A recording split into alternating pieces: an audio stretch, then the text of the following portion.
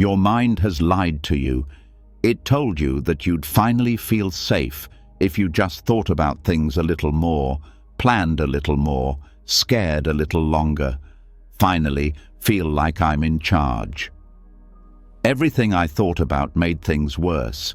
You're not more clear, you're not more calm, you're worn out, mentally worn out, stuck in a circle that will not stop.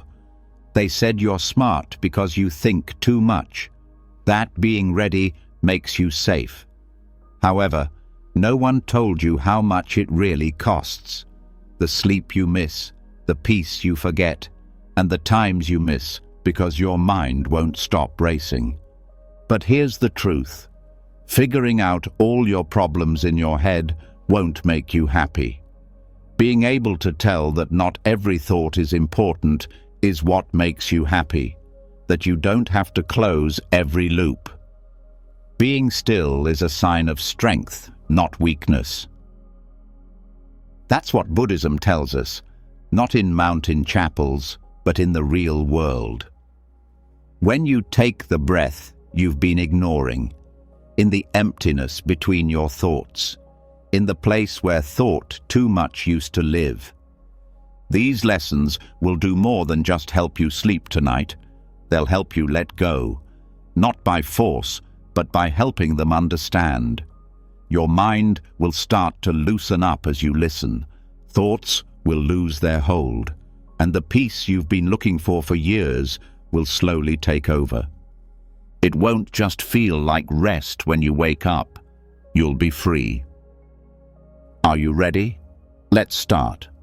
And now that the day's noise has died down, the heavy job starts.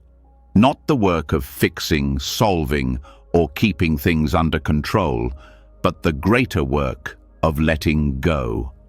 Letting go is a soft but strong work, because really, thinking too much is more than just words.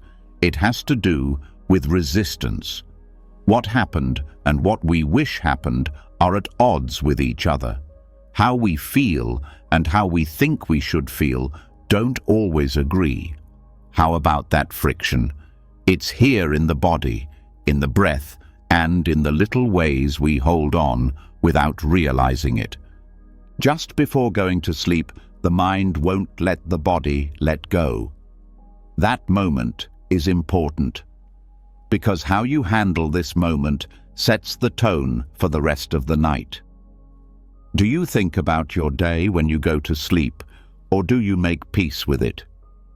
Being aware of your breath as a Buddhist is more than just watching the air move. It's about learning how to lose weight little by little, almost unnoticeably, one breath at a time. But those times, those small releases of tension, are the quiet ways out of pain. You can either hold on or let go of each one. We also learn how to choose release tonight. First, pay attention to your breath, not trying too hard. Do not try to make it deeper.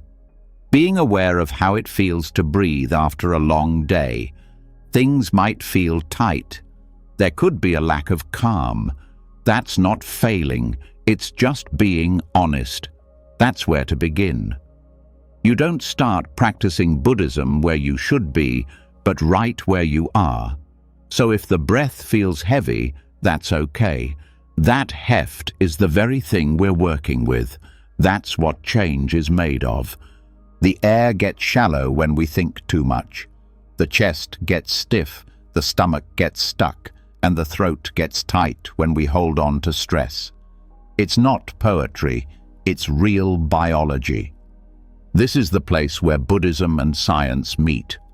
Mind and body work together like breath and nerves. When one gets softer, the other does too. Not only do you relax when you learn to soften your breath, but you also train your whole body to stop holding on to life so strongly. Do this now. It doesn't matter what you say to yourself as you breathe in or out. As you breathe in, say, "I feel the breath." As you breathe out, say, "I let it go."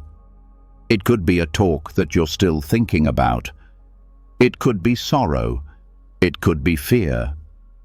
That hazy feeling that something isn't done yet could be all it is. That's fine. You're not here to figure everything out. You're here to make the figures go away. There is a word in Buddhist teachings that describes how the mind wanders and how thoughts are constantly picked up and carried around like luggage. Then again, you can see that picking up as it happens.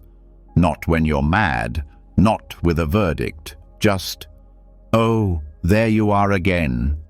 Then, allow it to go. It's not important to make your mind stay still.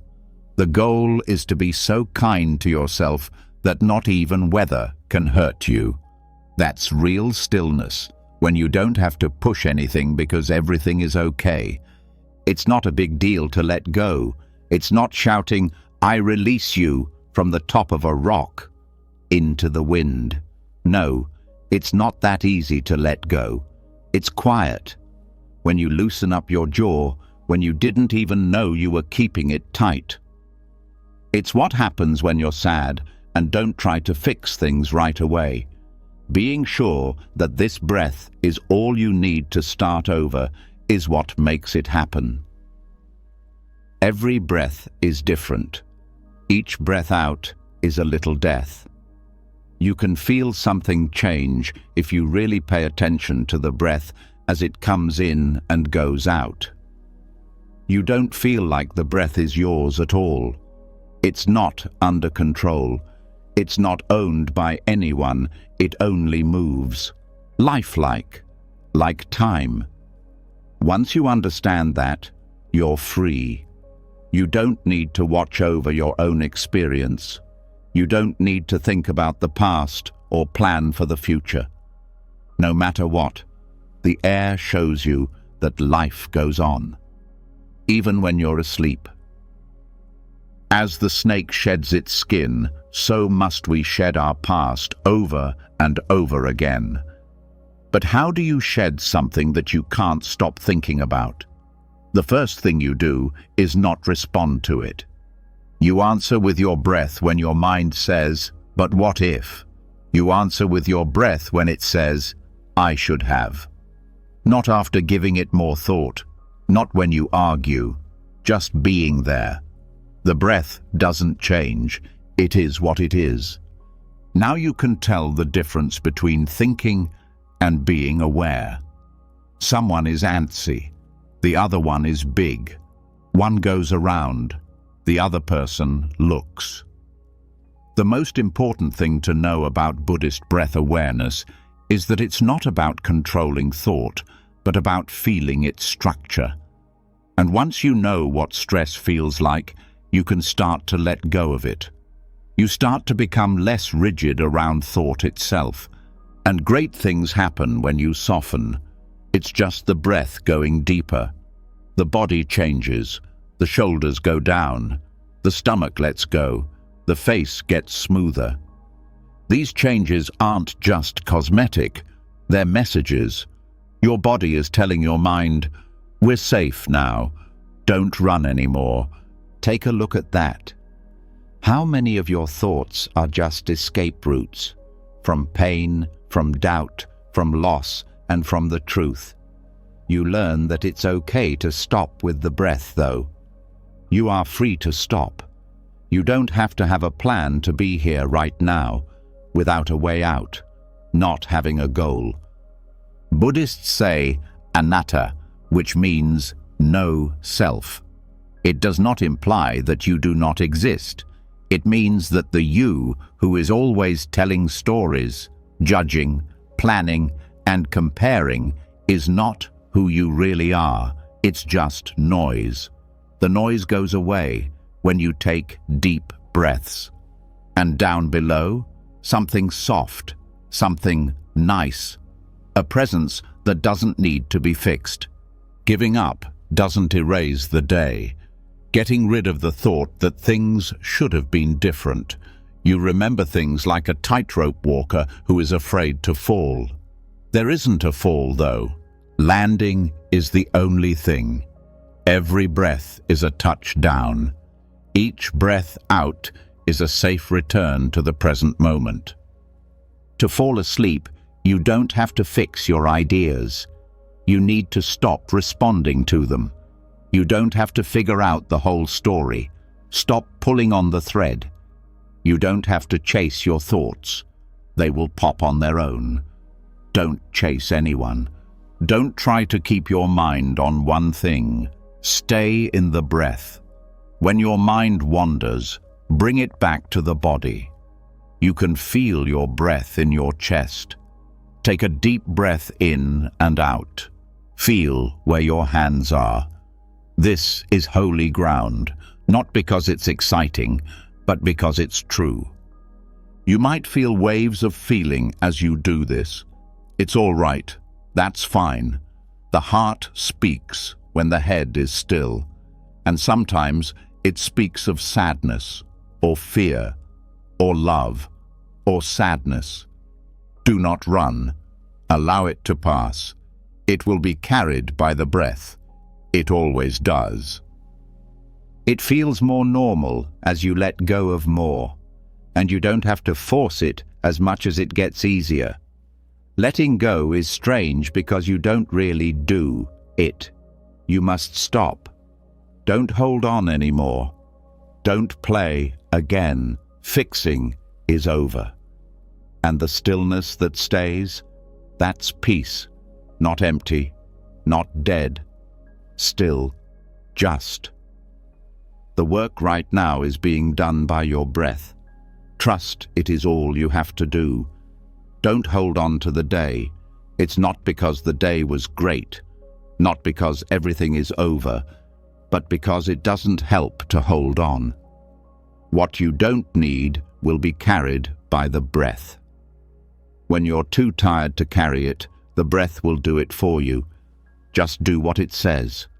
Not a story. Don't judge. Take a deep breath. Peace only. The more you breathe in, the more you rest. The body starts to move in its own way. The heart beats less fast. Things start to move in the nervous system. This sleep isn't forced because you're tired. It's accepted because you trust it. You're not running away from the day. You are letting it go. Thoughts might still come, but they don't stick anymore. They float on the water like leaves on a river. You stay here, breathing, relaxing, and letting go. And maybe this is the first time in a long time that nothing else needs to happen. Not a solution, no plans, just a slow, deep breath to let go. What about tomorrow? Things will be fine tomorrow. This is enough for now. This breath, this quiet, this gentle coming back to who you really are, below it all. Get enough sleep. Relax. Now you're safe. As your breath slows down and your body softens into the quiet, you realize something else. Your thoughts are still there. Even though they're not as loud now, they still come in waves. Some are light and some are heavy. Some go away quickly, while others stay around like smoke. The difference now is that we don't have to fear or fight them. We can just listen. Because not every thought is a bad thing. You don't have to break every loop. Some thoughts aren't even what hurts you. They send the message. They're the sparks from a bigger fire. We chase shadows when we think the signal is the source when it's not. It's not in the mind that people start to overthink. It starts with how the body reacts to something that hasn't been understood. A stress that wasn't named, one that isn't felt, not a memory that was met with care. The chatter, swirls, and loops show up when we're not ready to hold on to our pain. That keeps the mind busy. It builds walls around what hurts to protect it. It makes claims, gives reasons, makes guesses, and asks a lot of what-ifs in the hopes that one will be the answer, but not one of them is, because no one thinks about the root. It's pain below the thought. There is doubt behind the words. Buddhists say that thoughts are like wind on the water's surface. You can try to slow the wind down or go deeper where the water is still below the waves. That deeper place is where healing takes place. But you have to stop fighting your thoughts if you want to get there. These people are not all trying to hurt you. Stop thinking that. Some are just signs. As a guide, feelings that are like warning lights in the dark. There is a language in your head. It does not mean that you are sick. It just says, something inside needs attention. You're not broken because of it. That means you're a person. It means that your system is smart enough to make noise when a problem is still not fixed. The Buddhist road also tells us to listen in a different way, rather than adding more noise to drown it out. The slight pain that comes before thinking too much is hard to spot. It might feel like you're not steady. It felt like a dull pain in the chest, a vague discomfort that you can't put your finger on. That moment is gold, right before your mind starts to race. Now is the time to pay attention. Stopping. What is this really about, you ask yourself, when you feel that twitch inside? You break the natural loop. You start to be aware. And being aware is the first crack in the wall of obsessive thought. This is not about figuring out what's making you feel bad. That's just one more trap. The point isn't to make you feel better. For no reason, it's to feel them. This kind of meditation is called direct experience, and it means just being with the rawness of what is coming up. Not a label, no background, just being there. That's the start of change.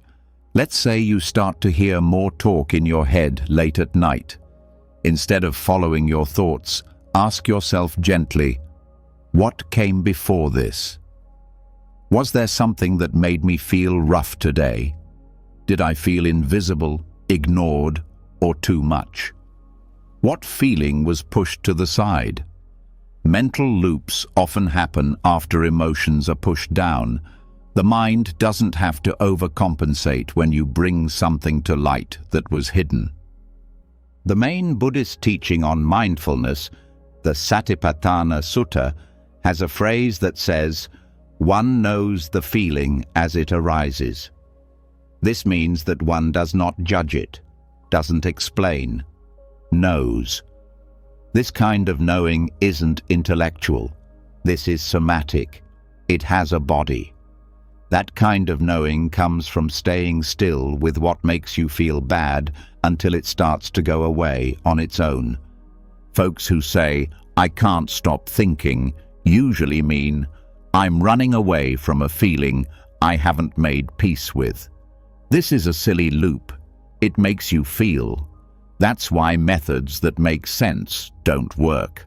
The body still feels dangerous, so the overthinking keeps going. For real healing to begin, it's not about changing the story, but about making the present feel safe. How do you go about that? Drop into the body first. Scan it slowly. Where is the stress hiding?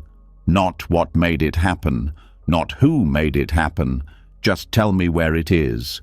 Feels like your chest is getting tight? Feeling of heat in the stomach? A pulling in the eyes?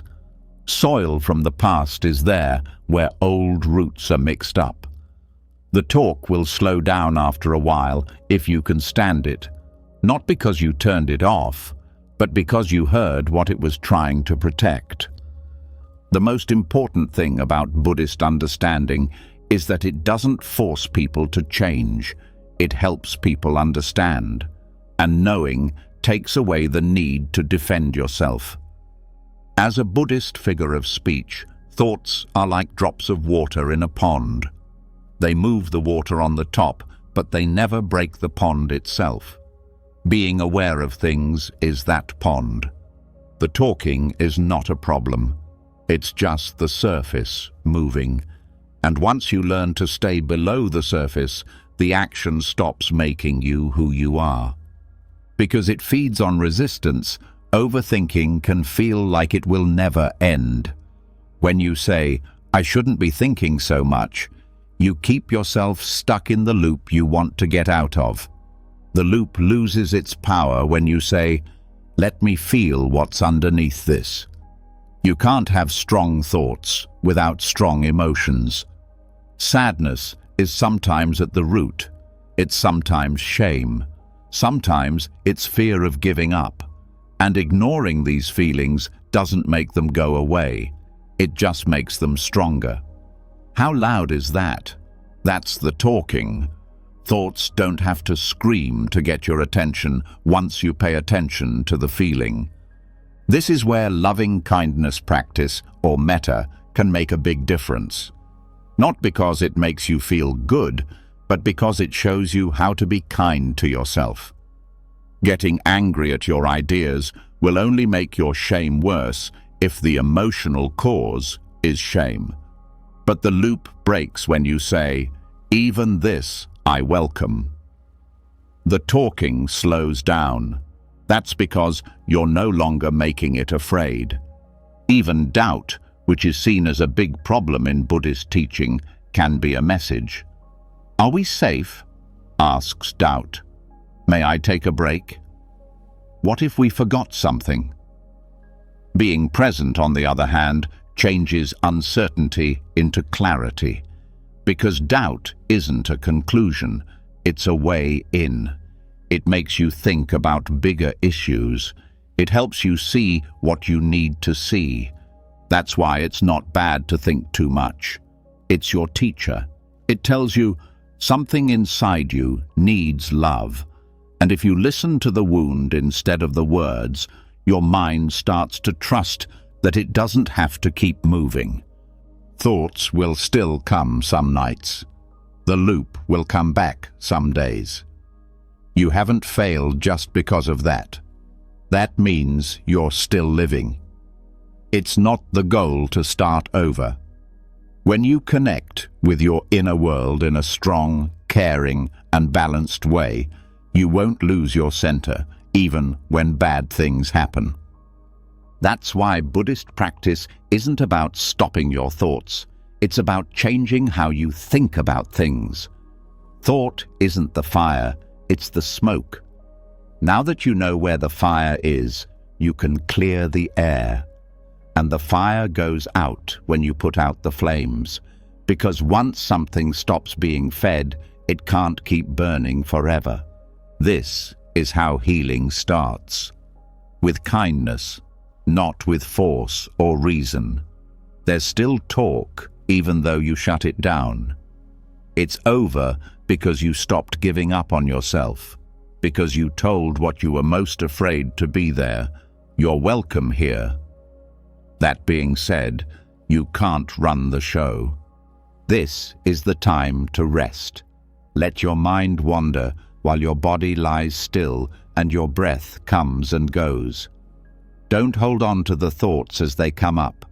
And don't run away when you feel pain. Don't describe. Do not answer. Stay put. Take a deep breath. Let your mind show you what it's been trying to keep hidden the whole time. Because the talk becomes less important once you meet that place in person. The signal has been picked up. The message got through. There is no longer any quiet. There is peace. You are now getting closer. Not to the end of thought, but to the end of being afraid of it. Thought is no longer the bad guy. It is no longer a trouble.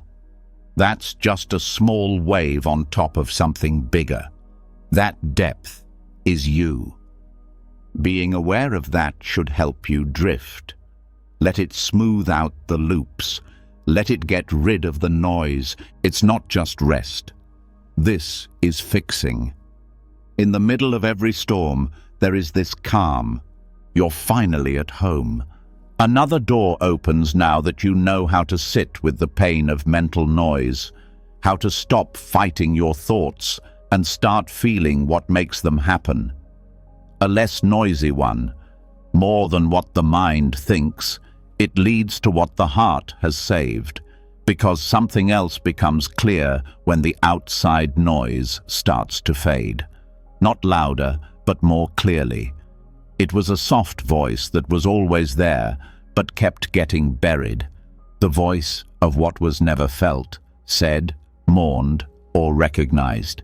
That voice is the whisper that's hidden in all the noise. This whisper is not a yell. It does not ask. It sits there. It wants to be left alone. It's waiting for things to be quiet. That whisper starts to get louder when we stop responding to our thoughts and trying to fix or escape our inner world. And you can't hear what it says. You can feel it in your body. It could feel like chest pain, having pain behind the eyes, a bump in the throat. It often tells us the truth that we'd rather not hear.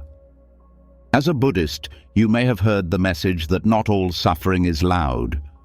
A part of it waits in the depths of the mind, pulling strings softly from the darkness. These aren't the first things we hear. These are the thoughts that are really going on underneath. The ones that make us question our choices, wake us up, and cloud our judgment. Not because they are loud, but because we don't hear them. It's sadness sometimes. It's not always about death. Often, it's the sadness of losing parts of ourselves, when we lied about who we were. These were ties that ended without a resolution, the parts of ourselves we had to give up in order to stay alive. Sadness that doesn't cry, it lasts. It shows up as doubt, emptiness, and constant tiredness. Over time, the mind adds more and more distractions to keep from feeling it fully. That's how loops start, not out of the blue, but to keep you safe. Sometimes it's fear, not the kind you'd expect. Fear of bugs or the dark is not a thing, but the fear of being left behind. The worry that you're not good enough. The fear of facing what we've tried to hide. Being tight, tense, and resistant are all signs of fear. That's why some people can't sit still, why being quiet feels dangerous, why our minds are always busy even when things are calm. Then there's the need, a deep, hidden desire, not for things, but to connect with others, for your own safety, to give meaning, wanting more than just love. They want to be seen without being judged, heard without being changed, held without having to show any proof. It's like a hunger in the soul that's often mistaken for goals, accomplishments, or even relationships. And when that urge isn't understood, the mind works quickly to come up with alternatives, more thought, plan better. There are more "this will make me feel better" thoughts, but they don't work, because what they want isn't change, but wholeness. This is the word that's hidden in all the noise. Plus, it doesn't want to hurt you. It wants to be felt. Buddhism says that all wounds that haven't healed call out for help, not because they want to hurt us, but because they want to be freed. And being fully present and loving is the only way to let them go. Do not analyze, not be hard on yourself, just being there. Monks talk about times when the silence is so full and rich that something old comes to the surface. A thought, how you feel, one quick wave of sadness with no background. And that's when they don't go after it. They don't push it away. They bow down to it. They let it go by like a storm through a field that was wide open. You can do the same thing, not by working hard, but by being willing, by staying put. You don't have to name what hurts you when it comes up in the silence. Feel it in your body. Does it feel heavy in the stomach? Is it that your arms feel cold? Let your body tell you what your head can't, because our minds forget things that our bodies remember, and healing starts when both people are able to talk. In Buddhism, there is an idea called Vedana, which means the feeling tone. It's part of every event. It can be neutral, nice, or unpleasant. The unpleasant tone is often where the word that lives under the noise lives, not because it's bad, but because it hasn't been handled. And something opens up when you learn to sit with bad things without running away. Something gets softer, because the feeling itself isn't where most of our pain is. The proof is in how you respond to it. The voice could say, "I'm tired," not just physically, but also in my heart. Getting tired of acting, sick of being in charge. Are you sick of carrying the weight of everyone's expectations? That kind of tiredness stays even after you sleep. It goes away when the truth comes out. The truth is that you can feel everything, even the things that don't make sense. Everything, even the things that don't seem so. She said, "The most important thing we can do for the world is to learn to stay."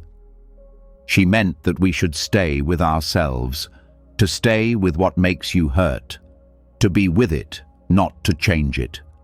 Because being close is what heals, not changing things. And we become close when we listen to what has never been allowed to say. How then can we hear that whisper? We make room. We need to stop adding comments to our experience. We need to stop making every emotion into a problem. We'll no longer fill the empty space. The whisper then comes into that empty space. It might show up as tears. It might sound like heavy sighs. You might remember something you thought you had forgotten. Believe it. Don't judge the time. Do not rush its lesson. The heart doesn't talk in words. It talks in feelings. It's not always clear what the whisper means. It doesn't have to, though. You're not here to figure it out. You came here to feel it. For a child who has been waiting outside in the cold for someone to come, this is how they should hold it. And it stops when it's held. Not because you made it quiet, but it doesn't have to scream anymore. When you truly and deeply feel this way, you begin to understand how pointless it is to constantly think too much. Because the mind only goes fast when it doesn't believe what the body is telling it. When you trust your body again, your mind can rest. Because of this, awareness isn't just for the mind in Buddhism, it's also for the heart. The whole heart. The pieces that are broken, the things that are hidden, the parts that still want something they can't name. The whisper turns into a song when you add them. Not too loud, but lovely. It also leads you home. At times, the whisper might be too much to handle, when the sadness comes over, when you're scared of too much. That's when you come back to the breath, not to get away, but to stay put. Taking a breath doesn't get rid of the feeling.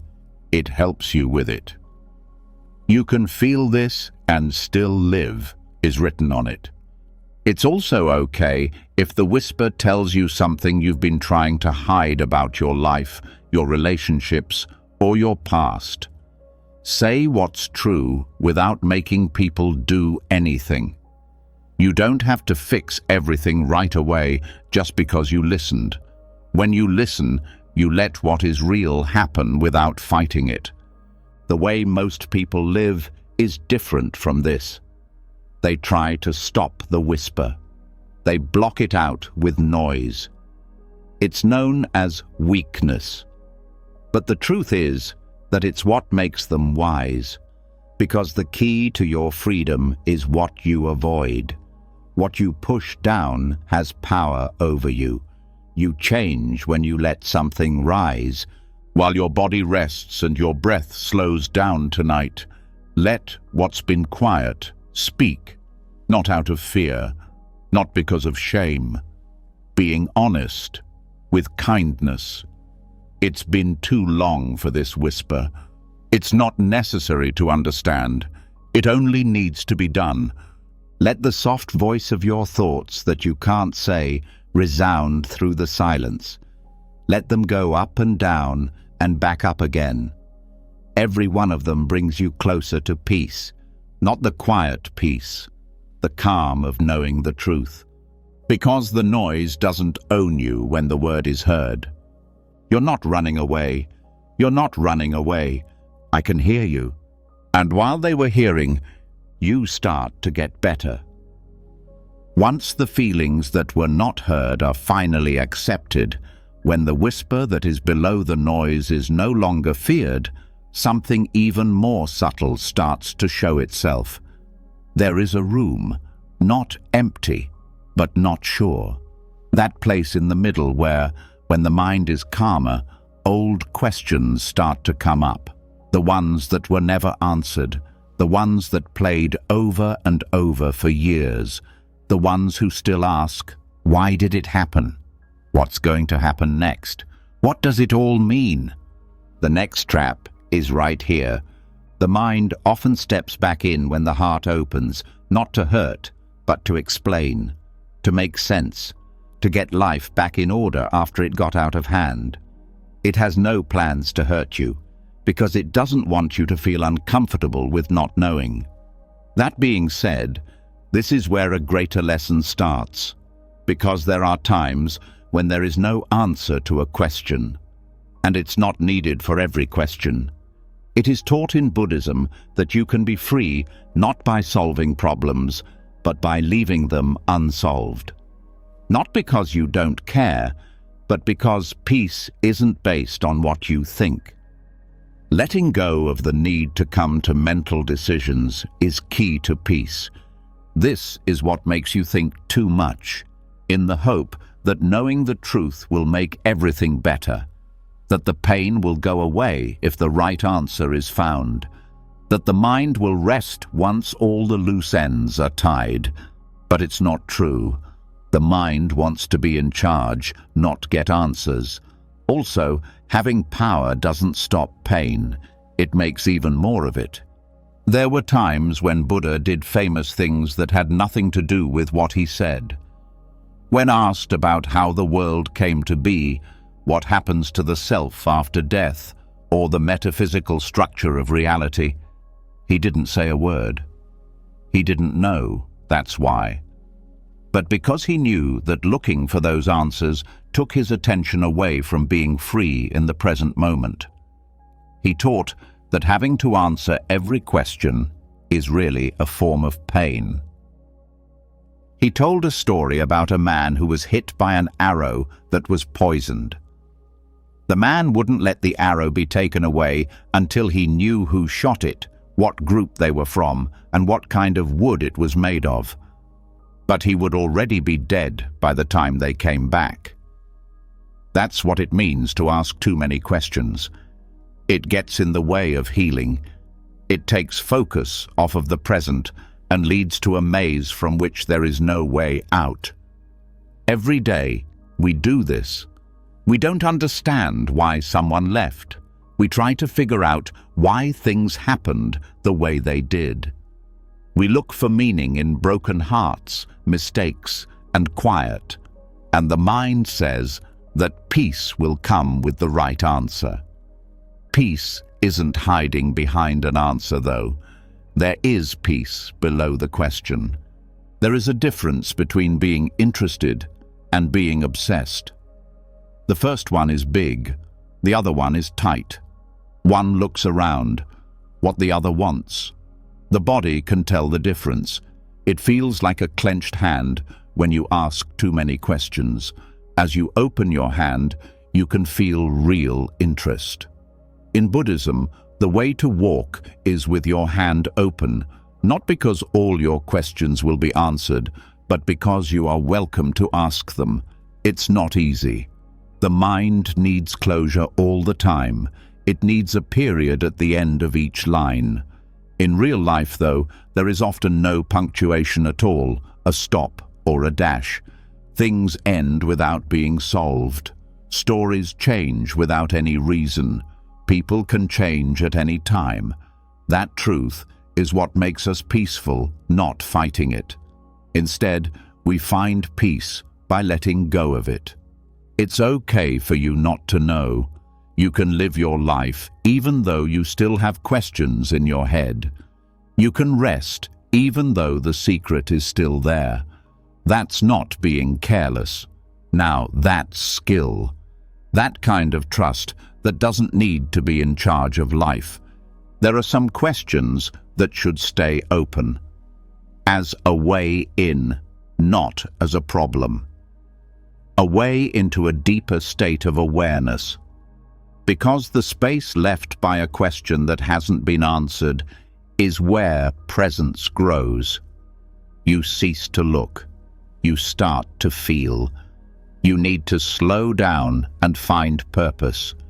You start to accept the truth. In Zen, this state is called don't know mind. It's not the same as blindness. It's not denying it. It is smart to be gentle with things you don't know. How smart it is to wait before jumping to conclusions. How wise it is to live fully in the middle of confusion. This is where thinking too much goes away, not by giving answers, but by giving up. You can see the whole scene when you stop trying to figure out the puzzle. The picture says, this is life. It moves, it breaks, it gets better. It doesn't finish things, but it is still holy. Someone may never tell you why they hurt you. You might not ever know what will happen. People who have vanished may never come back to you. You still have the right to be free, though, because being free doesn't wait for things to end. When you no longer need freedom, it shows up. This is where real adulthood starts.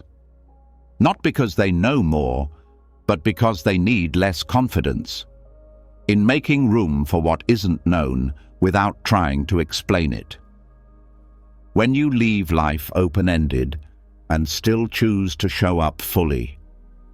One of the main reasons people suffer, according to what the Buddha taught, is holding on to views like rigid beliefs, fixed ideas, and intellectual certainty.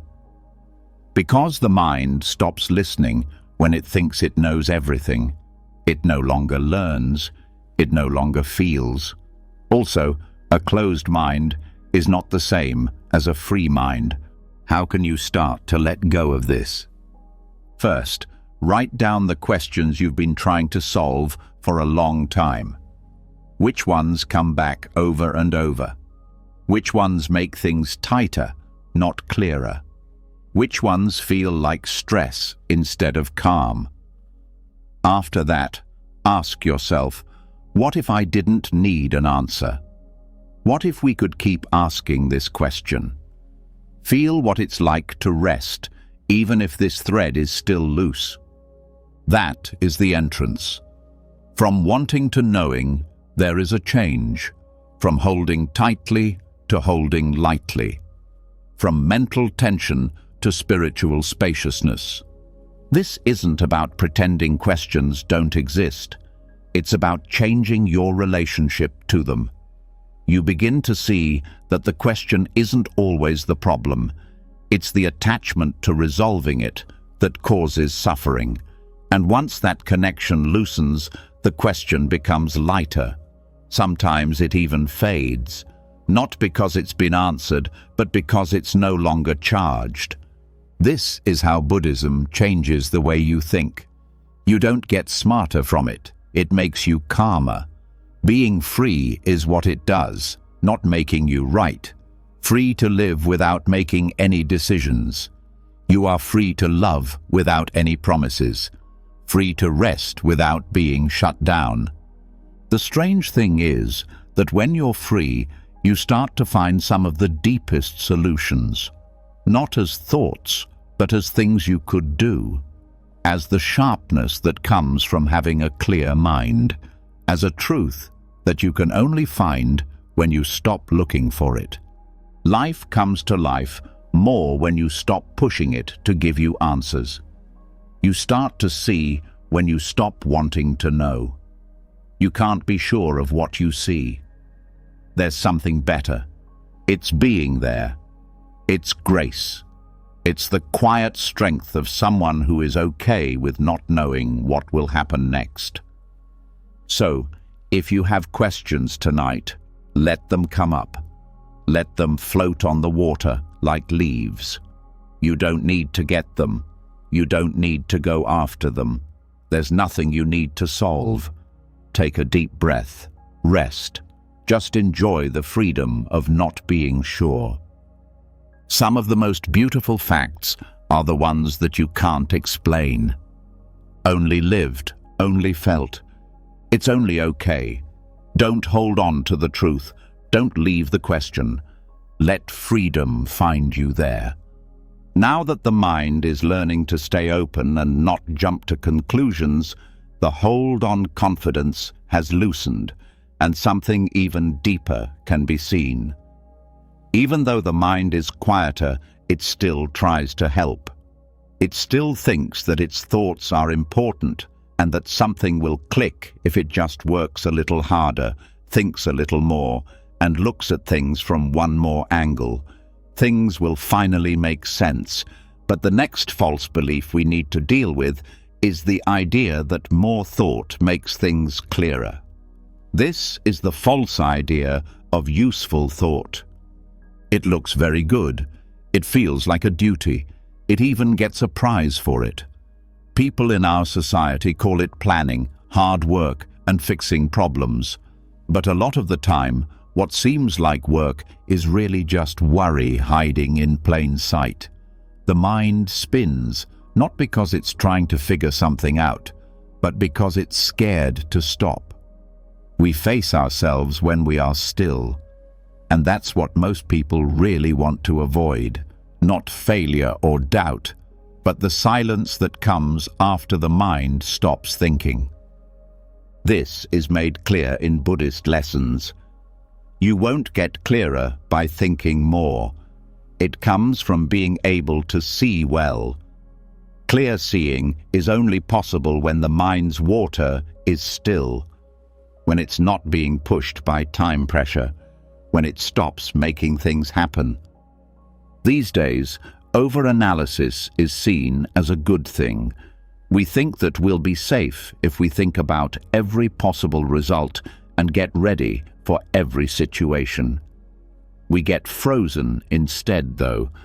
We start to mix up progress and action. The thought keeps going, but it's not going forward. It's going around and around. This is called papanka in Buddhist psychology, which means the spread of thought. As more ideas are put forward, the original problem gets hidden under the pile of guesses. This is called the snowball effect. The sad part is that none of it makes things better. It is actually harder to act when you are thinking more deeply. We get stuck in the false belief that we're making progress when, in reality, we're just making things more confusing for ourselves. The Buddha told them not to do this.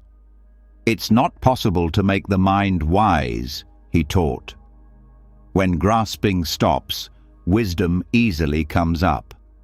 When your mind stops trying to change reality into something that makes you feel safe.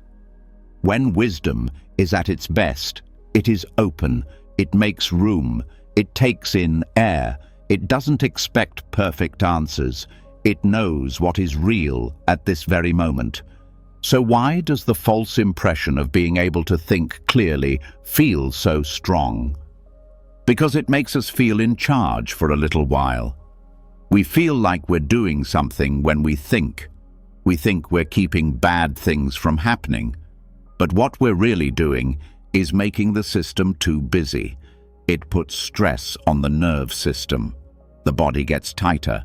It gets harder, not easier, to make choices. Mental fog makes it hard to see clearly. This is where samatha, which means calm abiding, comes in. It's not just staying still.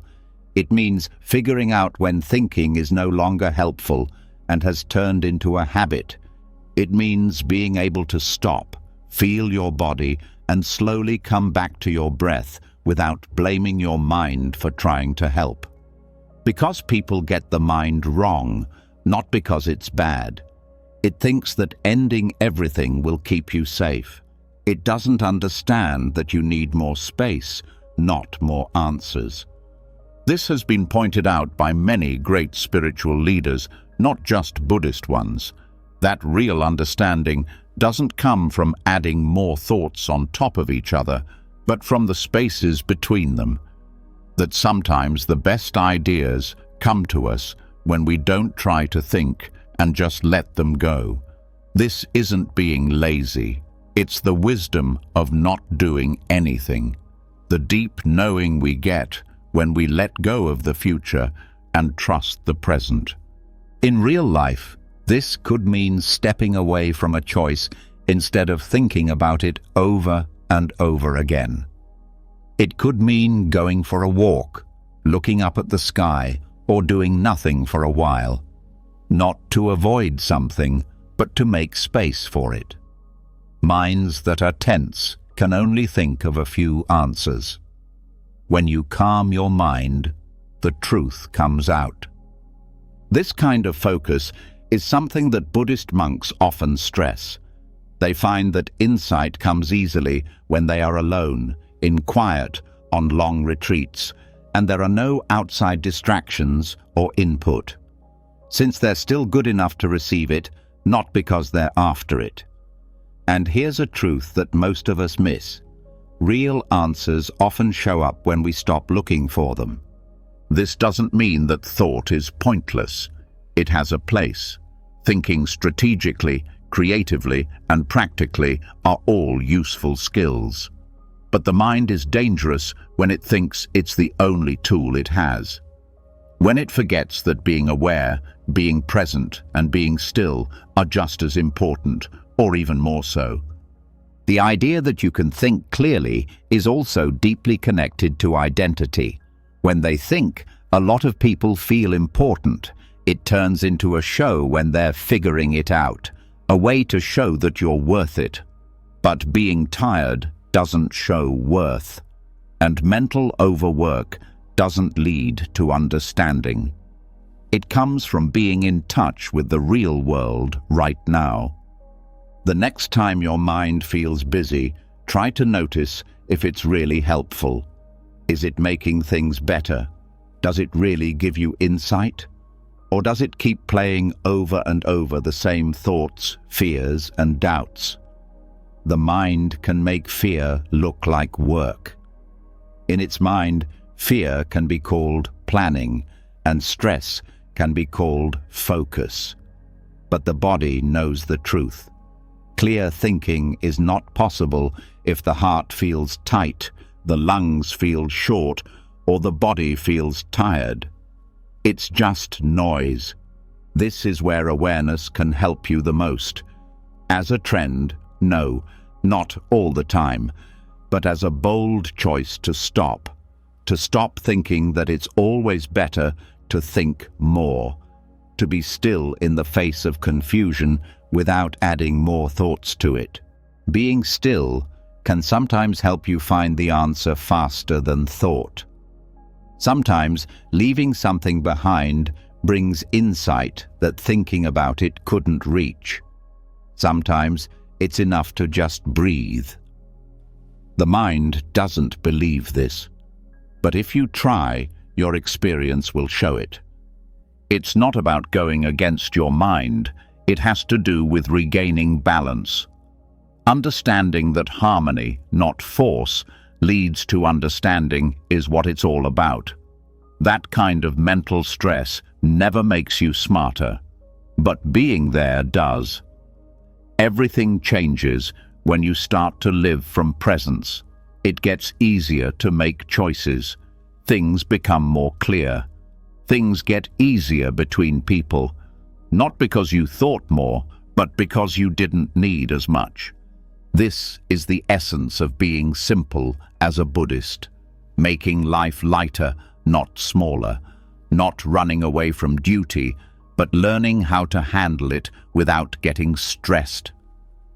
When the mind stops wanting to be in charge, a different kind of wisdom comes out. One who sees with their whole body, not just their mind. Tonight, let your thoughts slow down. It's not because you told them to, but because you heard them. Let your breath get deeper, but not as a method. Think of it as a return, not because it gave up, but because it finally feels safe enough to stop. Let the body rest. Speed has nothing to do with how much you get done. Also, pressure has nothing to do with being clear. You are not too far behind. Moving back won't make you fail. You can see better now than ever, because the next thought wasn't what you needed in the end. It was the place where I could finally hear the always there knowledge. Let it go up now, not by force, but from being still. And now that the spell of overthinking dressed up as work has started to wear off, something more honest is left. Noticing in a quiet way that a lot of our pain doesn't come from what happens, but from what we make of it. A single painful moment turns into a story. A small mistake turns into a flaw in your character. One rejection turns into a full-blown problem of identity. Here is where the next lesson is waiting. An old truth that shows why peace doesn't always last, even when the problem on the outside is fixed. We're not just in pain, that's why. We are aiming a second shot. The story of the two arrows is one of the most important lessons in Buddhism. It's easy, but it makes all the difference. Life hurts when it happens. That's the first direction. It could be pain in the body. It might be a feeling thing. It could be the sharp pain of losing someone or something, or letting yourself down. That hurt really exists. You have to do it to be human. But what comes next is where the pain gets worse. The mind speaks up. It makes decisions. It looks at. It points the finger. First, it makes up a story, and then it starts to believe it. That's the second line. Plus, the truth is that most people don't have the first line. The second one is making them sick. You can't sleep because of the second line. It's what makes a mistake feel bad. It's what plays over and over again, the split, the fight, the failure. It's what makes you think you need to work for the right to be at peace. The second line might not happen, though. It's what they do. It can be broken, just like any other habit. The body moves when the first shot hits it. There's hurting, sadness, and maybe even fear. It's clean, though. It's clear. It's like a wave going through you. That gets messed up by the second line. It seizes the moment and makes it last longer. It tells you something about yourself. It makes me afraid of the future. It pulls in the past like a storm gathering clouds. All of a sudden, you're not there. You've become lost in your own thoughts. Buddha didn't say we could stay away from the first shot. He never said that life would be easy. He did say we could stop the second one, though. That's the way to freedom, not running away from life, but facing it head-on without hurting yourself. In everyday life, how do we spot the second arrow? First, pay attention to your words. What do you tell yourself when you're in pain? Do you say, "This hurts," or it always gives me trouble. I'll never be okay, or I'm sad? Do you say, that was a tough time, or I'm such a loser? The second arrow points to that shift. It's not too loud or too quiet. It holds you back. The second arrow is perception, not just thought. There is pushback. It's the thought that there shouldn't be pain, and the pain gets worse when you try to fight it. It gets bigger, but the pain starts to get better when you let it happen without adding to it. It starts to move. Life has pain. Pain is what we make around it. Being mindful lets you see this process as it happens. There is a moment. There is pain. Then, if you're there, you catch the mind trying to add something to the conversation. The story is taking shape. You can hear the judging beginning. Now is the time for you to decide. Should I follow this thought, or should I just feel what's here? It's not about acting like pain doesn't exist.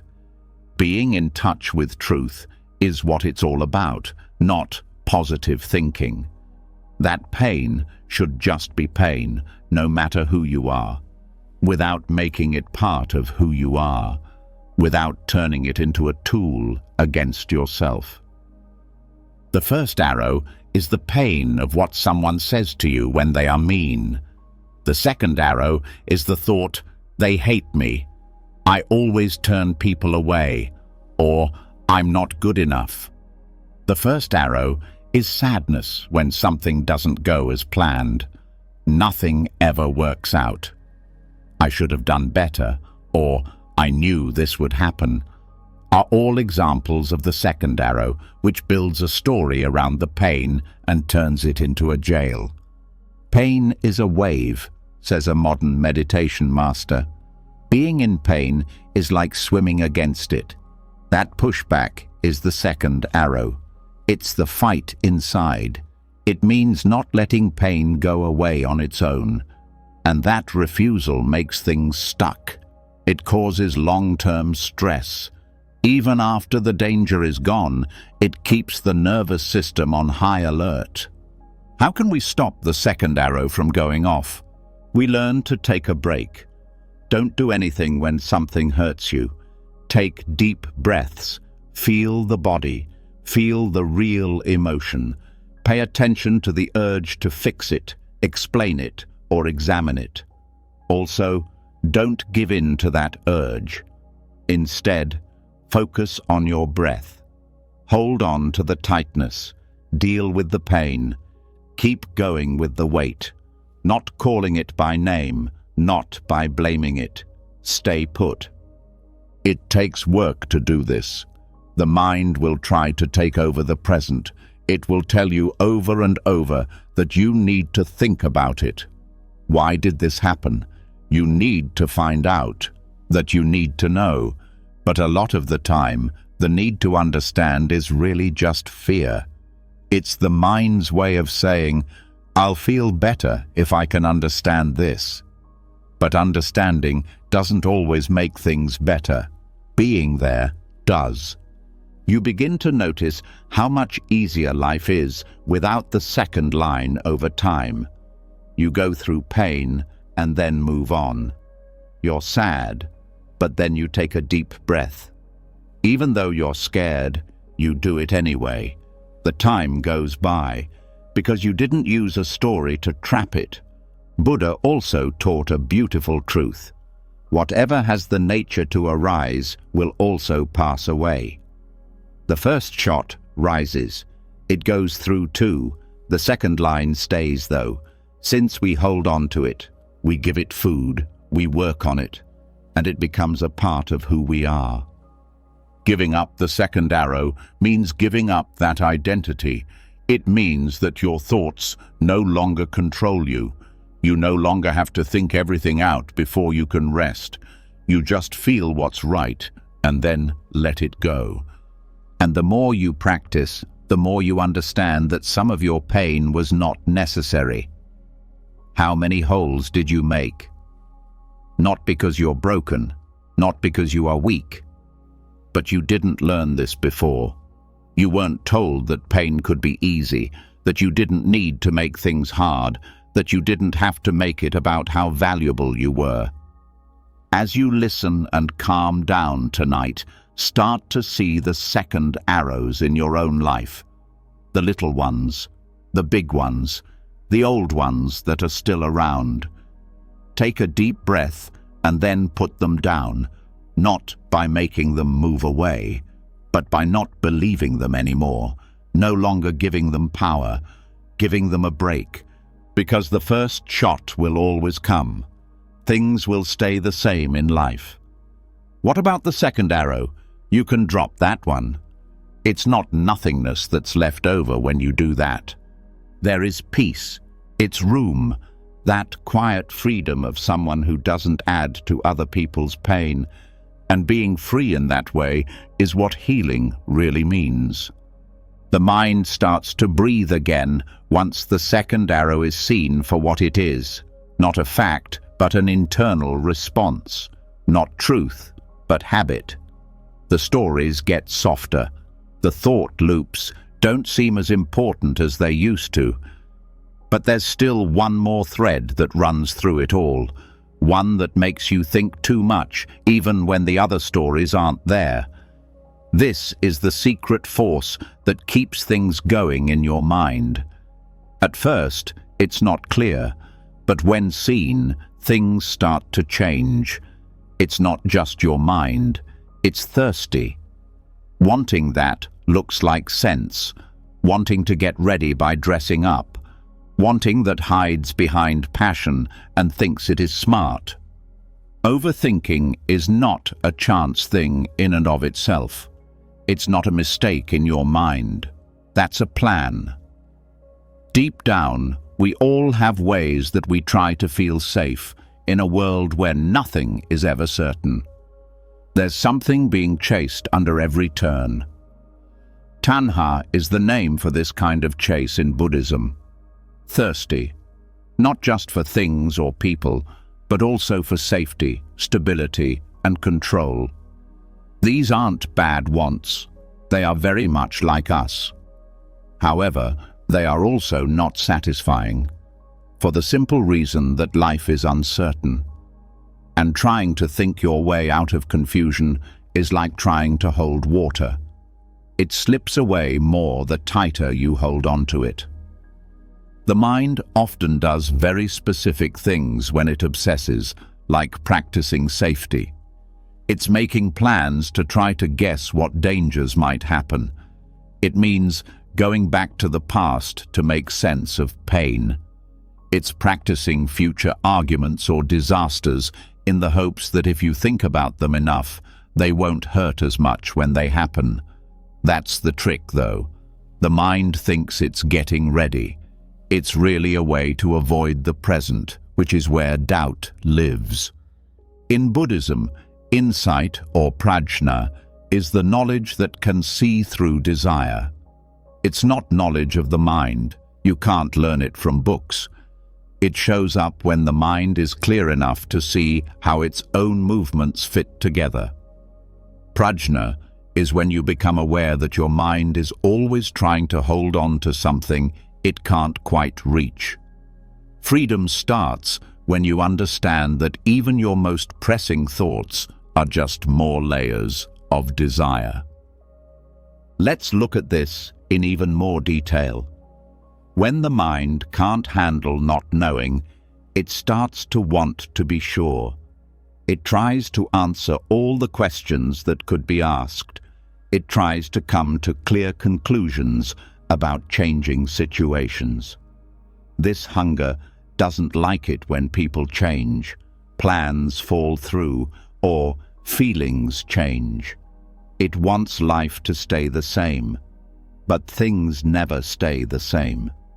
That's why the hunger keeps coming back. The thoughts don't stop. Even more basic is the need to feel safe. It often comes from hurts from the past. It says, Maybe I won't get hurt again if I think about every possible outcome. That's the voice of trauma. Someone's voice who used to feel unsafe and realized that being very alert was the only way to stay alive. And that plan might have worked once, but now it's just a trap. Because thinking about safety can't make it happen. And trying to get that promise only makes things more stressful. Wanting to be in charge is probably the deepest. It means thinking that life will go our way if we just say the right thing, make the best plan, and follow all the rules. But this need leads to perfectionism. It makes things stiff. It makes pressure. When life doesn't go as planned, people generally point the finger at themselves. Thoughts that are too much grow here. They get worse, not because you're weak, but because you can't stand to give up the craving that's driving them. In spite of this, Buddhist advice encourages us to let go. Not letting go means avoiding what's going on around you. Letting go means realizing that the desire isn't must, that it's not who you are, that it can be seen, felt, and let go of. If prajna comes up, it brings a clearness that isn't cold, but freeing. Being able to see the pattern helps the pattern start to fall apart. It will happen on its own. As soon as you become aware of the desire, you stop feeding it without meaning to. You may still have the thoughts, but they don't hold you back. You no longer think they are in a hurry. You start to feel a strange sense of freedom and calm when you give up. There is no passive here. It's strong. That's what the Buddha meant when he said that lust is the cause of all pain. It's not that desire is bad. It's that identifying with desire makes things tense. You are already at odds with life the moment you say, "I must have certainty." You regain your freedom when you notice that thought coming up and know that it is desire and not truth. From connection to observation, this is a change. Change your thought from "I am this craving" to "this craving is passing through me." Then you start to react to your own thinking in a different way. They don't run away. You hold them gently instead. You breathe through them instead of fighting with them. You don't need answers. You just rest in knowing. This kind of personality can't stand overthinking. It depends on the speed, the need for it, and the repetition. The urge is clear when you take the time to feel what's underneath the thought. As soon as it can be seen, it stops running the show. You don't have to carry it out. You don't need to do it. You only need to see it for yourself. It might happen in waves. You might feel the urge more than once. It's all right. You lessen its hold every time you see it. When you stop and think before you act, you make room for knowledge to grow. This is why Buddhist meditation isn't just a way to calm down. It has to do with training the mind to see clearly again, to wake up from the darkness of desire, to find peace not by fixing things in life, but by giving up the need to fix everything all the time. You start to believe in something bigger than your thoughts, a calm sense that you are whole already, that there is nothing that needs to be managed for you to be safe, that peace doesn't come from trying hard, it just shows up when the desire goes away. This trust grows every time you don't do anything. Every time you don't try to get a false sense of security. Every time you let the urge go by like a cloud instead of letting it shape who you are. That's why you should stop when your mind starts to worry. What am I trying to hold on to right now? Ask yourself softly. Is it a story? Thoughts? Worry? Perhaps? Allow the desire to show itself. After that, don't judge it. Just be there for it. With love, with air. It's not the enemy to want something. It's a teacher. It shows where you still think you have to work for peace. And peace comes back when you stop believing that. Not because you did something wrong, but because it was always there, hidden by all the other noise. Feel that now. Allow the desire to grow without giving in. Don't follow your thoughts. Just let them go. Let the mind rest in what it has always been afraid of, not knowing, not being able to control, and not being sure. Keep an eye on what happens. The mind starts to calm down. The heart starts to get softer. The desire starts to go away. And now there is something soft, solid, and clear in its place. Not what you think about. Not the reward for hard work, but the quiet gift of being able to see through the lie. That's prana. That's peace. And that's where you're going now. It feels a little lighter once the desire that lies beneath obsessive thought is seen clearly, and not just in your mind, but also from a quiet place deeper than craving. The loops get less fast. The hold starts to loosen. But even now that things are clear, something is still there. No desire this time, just leftovers.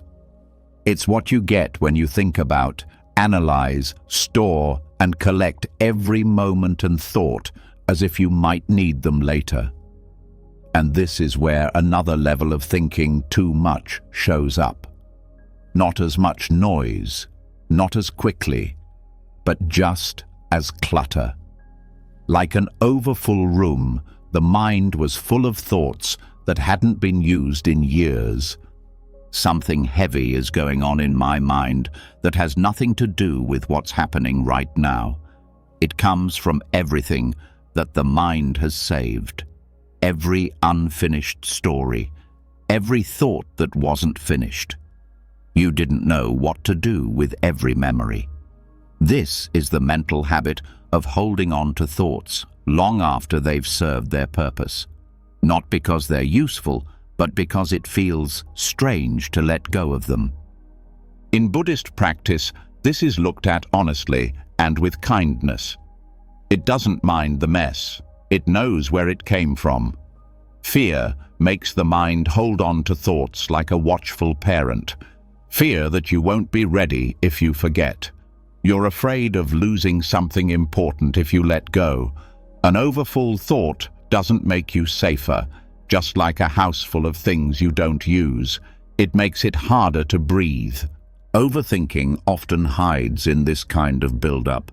It's not always crazy or fast-paced. It's not always obvious. A low-level buzzing of thoughts. Thoughts, memories, opinions, practice runs, and apologies. All of them are gathering dust in the corners of our minds. And if you aren't aware of them often, they build up. You carry them with you from year to year, relationship to relationship, and moment to moment, until even quiet sounds loud. Being mindful is like a broom. Do not be hostile, not rushed, just be steady, be gentle. It comes up in your mind and asks, is this still useful? If not, could it be let go? That's how things are done. A slow but strong getting rid of things that don't serve you anymore. Not because those ideas were wrong. Don't say that, because those memories are important.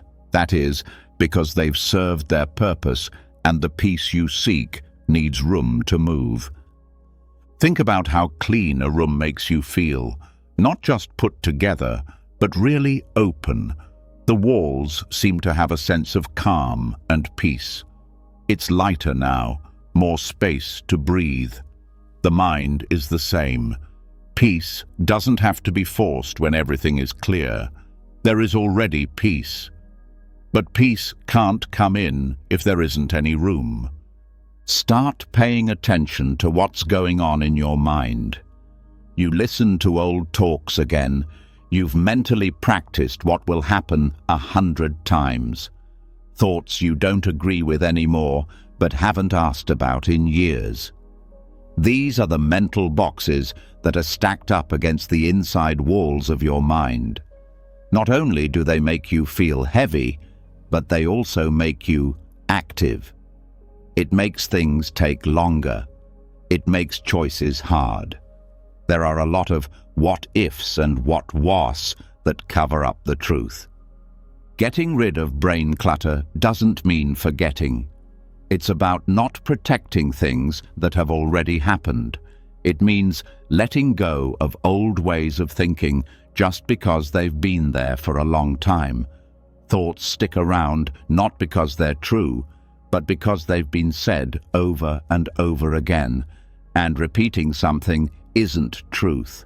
Repeating something over and over again becomes a habit.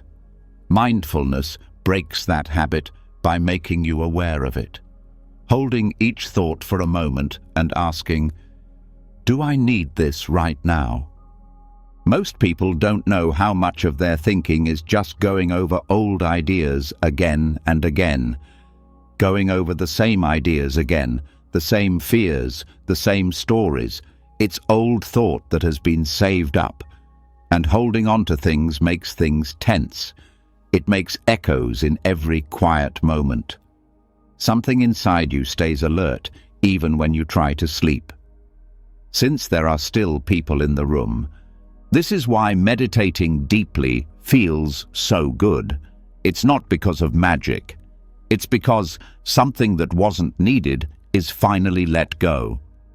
Being aware for just a short time can be like opening a window in a hot room. The air changes all of a sudden. The mind gets softer.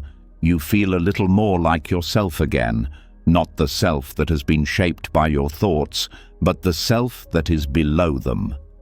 The main lesson here is that thoughts are only temporary. They should move.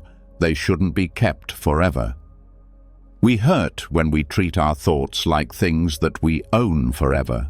We keep trying to arrange them. They don't need all the care we give them. Ideas, on the other hand, are more like guests. Some people stay for a while, some for a while, but they all pass in the end, if you let them. Being mindful helps you let go of things, not by force, not by cutting off. The whole process must be watched, though. You see a thought come up. You can feel its shape. You see it go away. Just that starts to clear the mind, because watching breaks the pattern of connection. Zen says, let your thoughts come and go. The rule is, just don't serve them tea. You don't have to let every thought guest stay. You don't have to think about everything. You can be aware of it and let it go.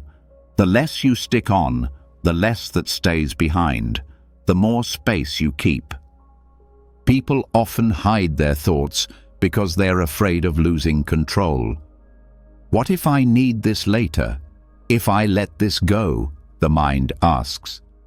That's why it saves it. But here's the paradox. You can only see clearly once you let go of your attachments. When you believe that the wisdom you need will come to you when you need it, not because you knew it would, but because you are ready to receive it. This is where the room full of stuff comparison comes in handy. It's tough to find the things that matter when your house is full of things you don't use. The mind is the same way. If your mind is full of old thoughts, it's hard to hear your instincts. It gets harder to hear your gut. There is still a signal, but there is more noise. It's not about being perfect when you clean up your mind. It's about being nice. It's about letting yourself breathe again. One thought at a time, one story at a time. It starts with the question, what am I still holding on to that doesn't help me? It could be something you believe about yourself. Perhaps it's a mistake you felt 5 years ago. There may be a script that you run through in your head every time you feel stressed. No matter what it is, be kind to it. Fully feel it. Let it go if the time is right. This habit will never end. The mind needs to be cleaned up on a daily basis, just like the outside world does. Life will always give you new ideas, stories, and things to think about. You don't have to keep everything, though, if you're aware. You don't need to carry something that was never yours to begin with. Things that can be set down don't need to be stored. So tonight, let people see your thoughts, but don't store them. Bring them up, but don't let them build up. Use your breath as a broom. Let silence be the window that's open, and give yourself some time to rest while your mind slowly learns how to feel open again. You can find the peace you're looking for. There's just too much noise to see it. There are too many files saved, too many memory and meaning boxes that haven't been opened. Start to clean up. Start letting go. Not all at once, but not rough, all the time, with love. The room will feel so open and light one day. There will be no doubt in your mind. You will also feel free. Now that the old thoughts are starting to fall away, now that you know how much mental weight wasn't needed and how much peace was hidden under what was being held, something subtle starts to come to the surface. Not too loud, not important. There was a quiet sense that something still was there beneath all the action, clearing and letting go. Something steady. Something that wasn't there before, but is now. It's not a different thought. It's what they have between them.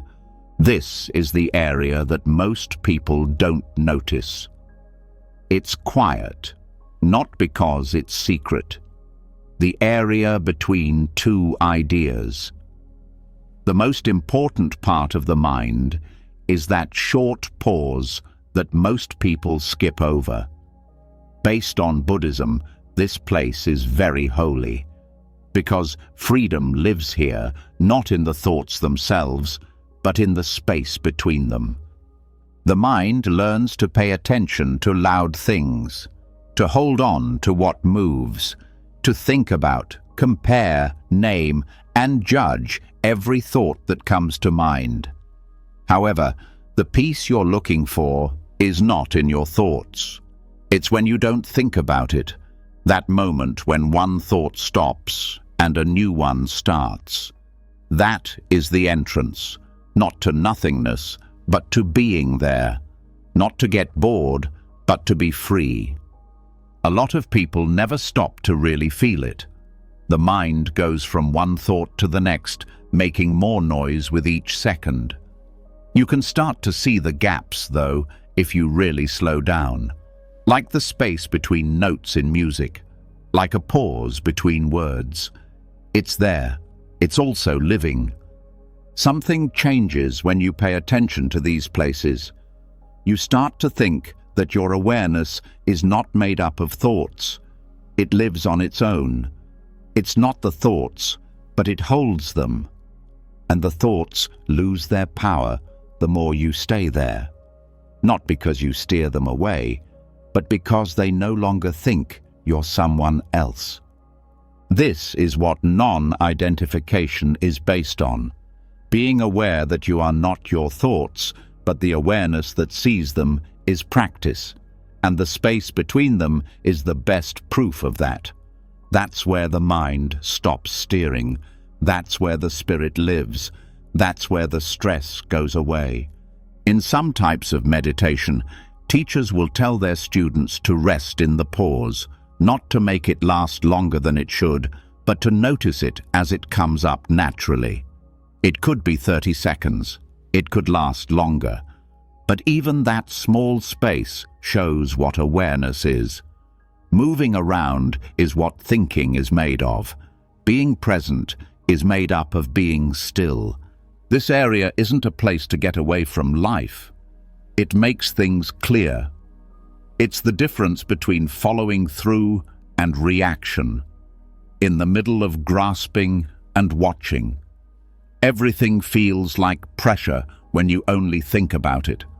It starts to become clear again when you learn to rest in the pause, even if it's only for a moment. Not because you cracked a code, but because you moved out of the way. Thoughts are like waves in the sea. The ocean is in the space between them, big, deep, still. You're not lost at sea when you see that space. You've found the land. And from that side, everything is easier. Better space. Thoughts that were really bad lose their power.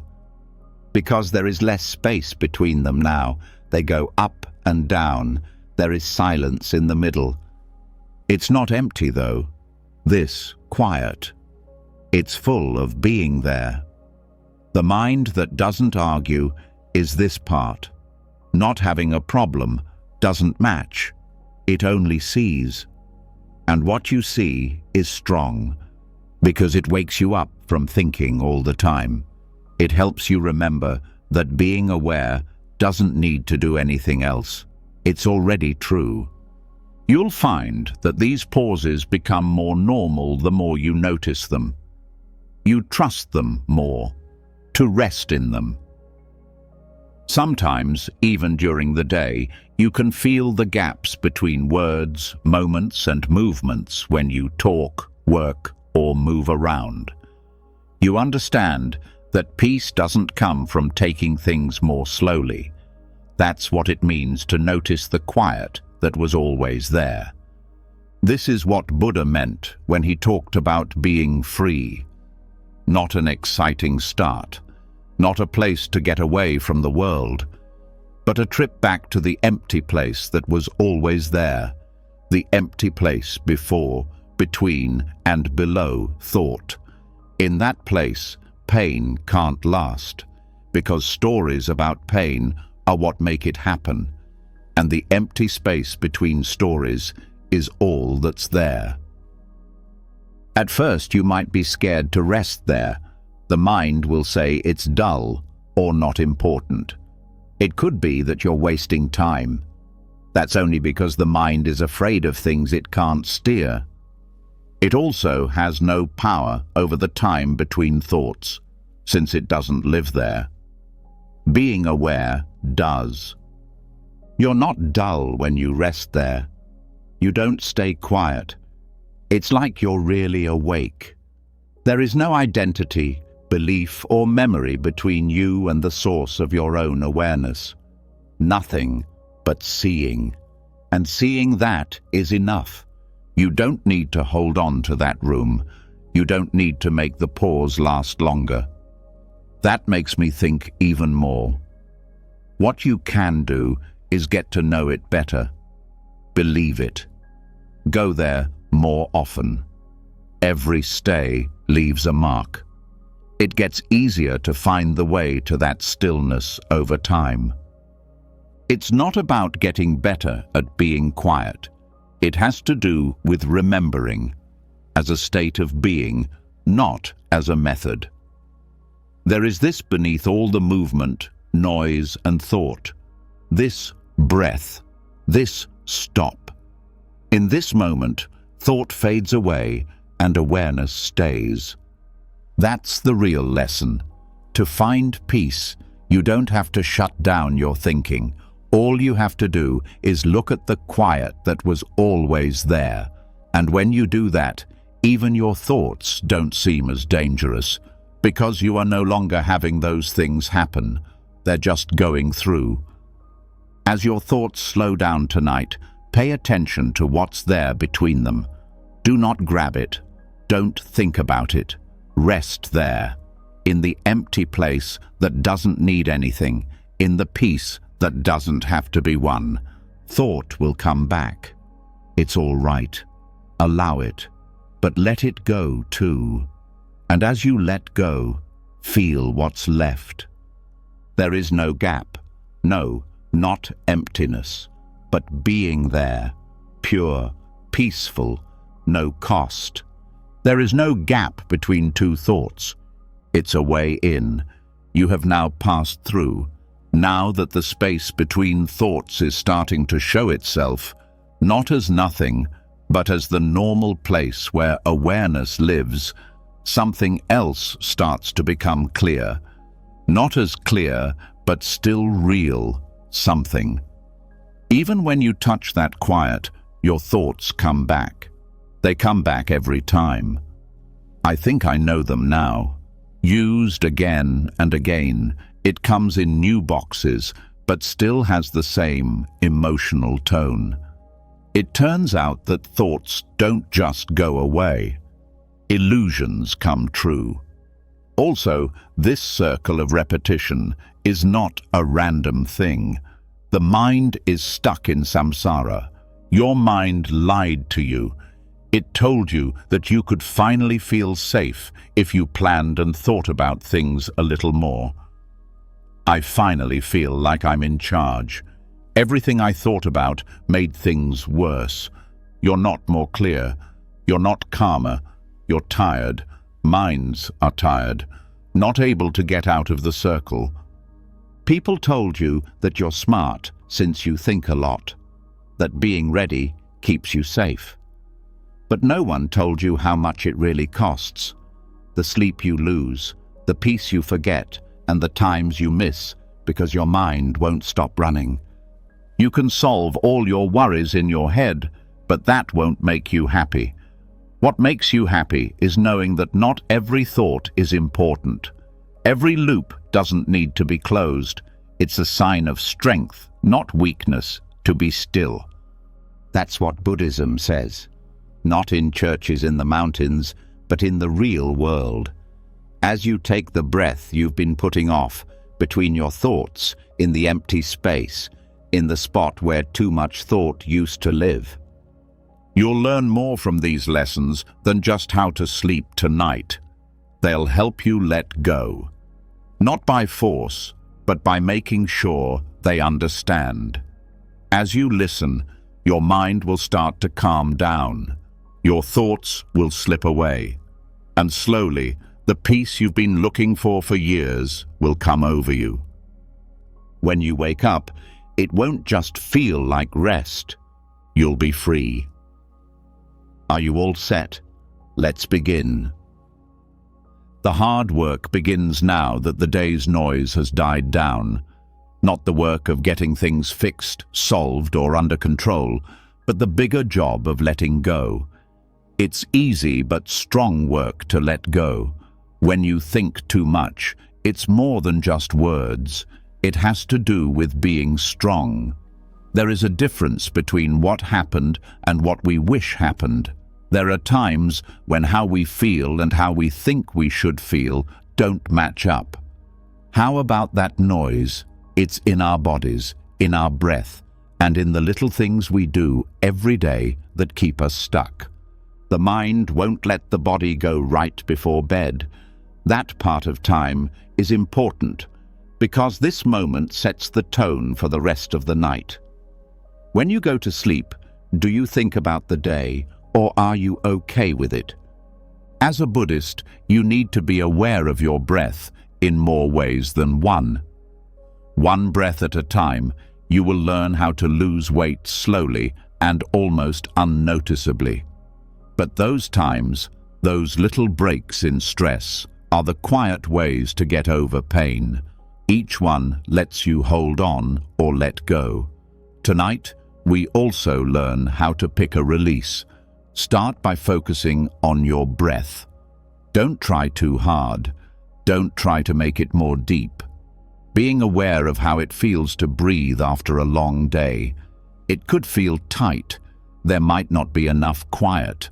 It's not failing to be honest when you do that. That's the place to start. Beginning your Buddhist path doesn't happen where you should be, but right where you are. It's okay if the breath feels heavy. That weight is exactly what we're working with. That's what makes change possible. When we think too much, the air gets thin. When we keep worry inside, our throats get tight. our chests get stiff and our stomachs get stuck. The writing is not art, it's real biology. This is where science and Buddhism meet. The mind and body are like nerves and breath. They work together. The other gets softer when the first one does. When you learn to lighten your breath, you not only calm down, but you also teach your body to hold on to life less tightly. Do this right now. What you say to yourself while you breathe in or out doesn't matter. For each breath in, say, I feel the breath. For each breath out, say, I let it go. It could be a talk you're still thinking about. It might be sadness. It might be fear. All you might have is a vague sense that something is still not done. That's okay. You're not here to figure out everything. There are people here to get rid of them. In Buddhist teachings, there is a word for how the mind moves and how thoughts are always being picked up and moved around like bags. On the other hand, that's picking up as it goes along, not when you're mad, but not with a decision. Then just say, oh, there you are again. Let it go. You don't need to keep your mind still. Being kind to yourself should be so easy that the weather can't hurt you. That's real stillness, when nothing needs to be pushed because everything is fine. Giving up is not a big deal. It's not as simple as yelling, I release you, into the wind from the top of a rock. Letting go is more like letting go of your jaw when you didn't even know you were holding it tight. It's what happens when you're sad and don't try to fix things right away. All you need is this breath to start over. If you really pay attention to the breath as it comes in and goes out, you can feel something change. You don't feel like the breath is yours at all. It's not under your control and no one owns it. It just moves like time. Once you understand that, you're free. You don't have to watch over your own experience or think about the past or plan for the future. The air shows you that life goes on even when you're asleep. We have to shed our pasts over and over again like a snake. But how do you do that when you can't stop thinking about it? First, you don't answer it. When your mind says, but what if? You answer with your breath. You answer with your breath when it says, I should have. Not after giving it more thought or when you fight. You just answer with your breath. The breath doesn't change. It is what it is. Now you know the difference between thinking and being aware. One is antsy, the other is big. One moves around, the other looks. The most important thing to know about Buddhist breath awareness is that it's not about controlling thought, but about feeling how it's structured. Once you know what stress feels like, you can let it go, and you become less rigid around thought itself. And great things happen when you lighten. It's just your breath getting deeper. Your body changes, your shoulders drop, your stomach relaxes, and your face becomes smoother. These changes aren't just for looks, they're messages. Your body is telling your mind, we're safe now, don't run anymore. Look at that. How many of your thoughts are just ways to get away from things like pain, doubt, loss, and the truth? You learn that it's okay to stop with the breath. You are free to stop. You don't need a plan to be here right now, without a way out or a goal. Buddhists say anatta, which means no self. This doesn't mean that you don't exist. It just means that the you that is always making plans, judging, and comparing is not who you really are. It's just noise. When you take deep breaths, the noise goes away, and what's below is soft, nice and present without needing to be fixed.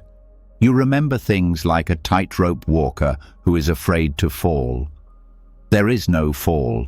There is only landing. Every breath in is a touch down, and every breath out is a safe return to the present moment. Don't try to fix your thoughts, just stop reacting to them. Don't try to figure out the whole story, just stop pulling on the thread. Don't chase your thoughts, they'll come to you on their own. Don't chase anyone. Stay in the breath. If your mind moves, bring it back to the body. Your breath is in your chest. Take a deep breath in and out. Feel where your hands are. This is holy ground because it's true, not because it's exciting. It's okay if you feel waves of emotions as you do this. The heart speaks when the mind is still, and it can speak of sadness, fear, love, or sadness. Don't run away. Let it go. It will always be carried by the breath. You don't have to force it as much as it gets easier.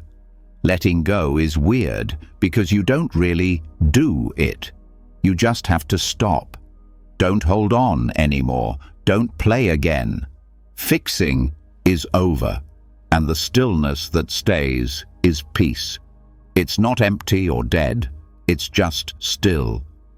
Trusting your breath is all you need to do right now. Don't hold on to the day. It's not because the day was bad or because everything is over. It's just because holding on doesn't help. The breath will carry what you don't need, and when you're too tired to carry it yourself, it will do it for you. Just do what it says. Peace only. Don't judge. This isn't a story. You're not trying to avoid the day. You're just letting it go. As you breathe in, your body starts to move on its own. Your heart beats less quickly, and your nervous system starts to work again. Thoughts might still come, but they won't stick to you. Instead, they float on the water like river leaves. You stay here, taking deep breaths, resting and letting go. It may be the first time in a long time that there is nothing else that needs to happen. There is no problem to solve, no plan to follow, just a slow, deep breath to let go. What about tomorrow? Everything will be okay tomorrow. This air is all I need right now. This quiet, this gentle coming back to who you are, below it all. Rest up and get enough sleep. You're safe now. You realize something else as your breathing slows down and your body becomes more still. Your thoughts are still there. They're not as loud, but they're still coming in waves. Some are light, some are heavy, some go away quickly, and others stay like smoke. The difference now is that we don't have to fear or fight them. We can just listen. Because not every thought is bad. You don't have to break every loop. Some thoughts aren't even what hurts you. They send the message. They're the sparks from a bigger fire. We chase shadows when we think the signal is the source, but it's not. People start to overthink, not in their heads, but in their bodies. Their bodies react to stress that wasn't named, that wasn't felt, and that wasn't dealt with care. The chatter, swirls, and loops show up when we're not ready to hold on to our pain. That keeps the mind busy. It protects what hurts by making claims, giving reasons, guesses, and asking a lot of what-ifs in the hopes that one will be the answer. But none of them are, because no one thinks about the root. There is pain beneath the thought. There is doubt behind the words. Buddhists say that thoughts are like wind on the water's surface. You can try to slow the wind down or go deeper where the water is still below the waves. To get to that deeper place, you have to stop fighting your thoughts. Stop thinking that everyone is out to hurt you. Some of your feelings are just signs, like warning lights in the dark. It doesn't mean you're sick.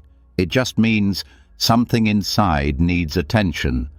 That doesn't make you broken. It just means you're a person. It means your system is smart enough to make noise when a problem is still not fixed. The Buddhist path also tells us to listen in a different way instead of making more noise to drown it out. You might feel like you're not stable. It was like a dull pain in the chest, a vague discomfort that you can't put your finger on. That moment is gold, right before your mind starts to race. Now is the time to pay attention and stop. When you feel that twitch inside, you ask yourself, what is this really about? You break the natural loop. You become aware, and realizing you have it is the first step toward breaking through the wall of excessive thought. You don't need to figure out what's making you sad. That's one more trap. It's not meant to make you feel better. It's just to feel them. The name for this type of meditation is direct experience, and it means just being with what is coming up in its raw form. Not an address. There is no background. Being there is enough. That's the start of something new. Let's say that late at night you start to hear more talking in your head. If you want to stop following your thoughts, ask yourself, what came before this? Was there something that made you feel bad today? Do I feel like I'm not being seen, forgotten, or too much? What emotion was pushed aside? Lots of the time, mental loops happen after feelings are pushed down.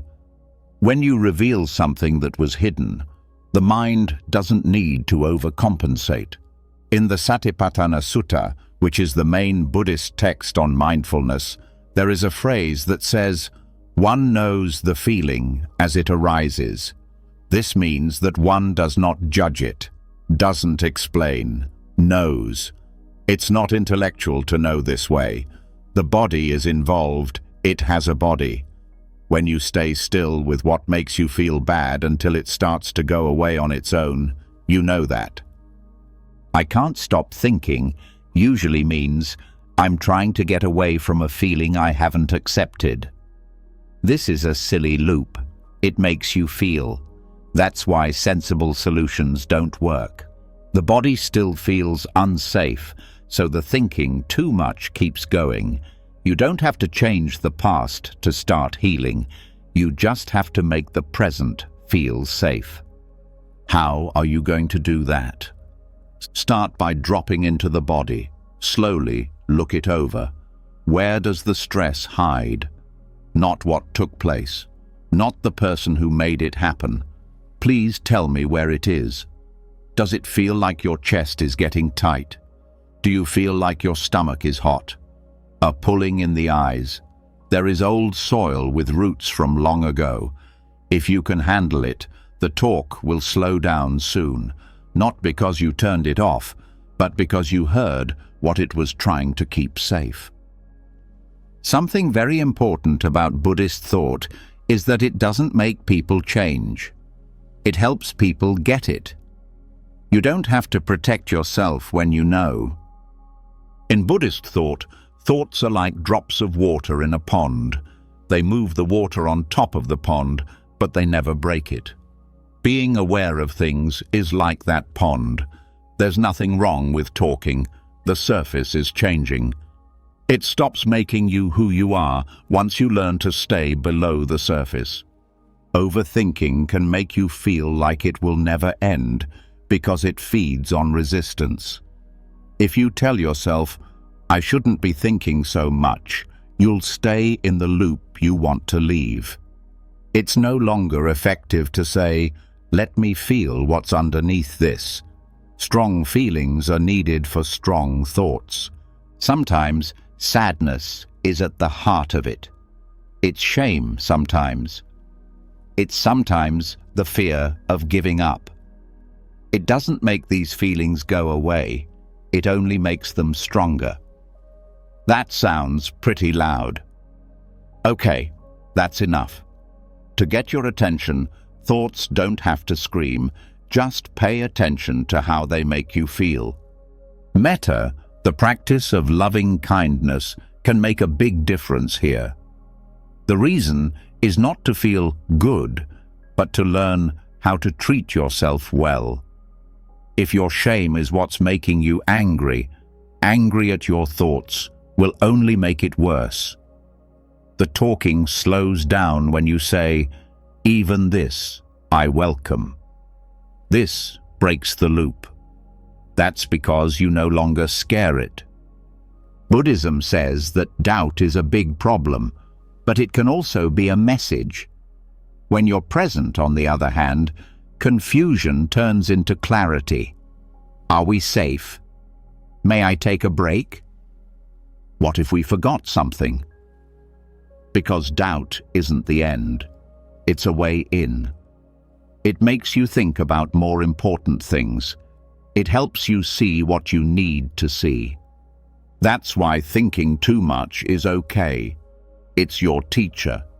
It says, something inside you needs love.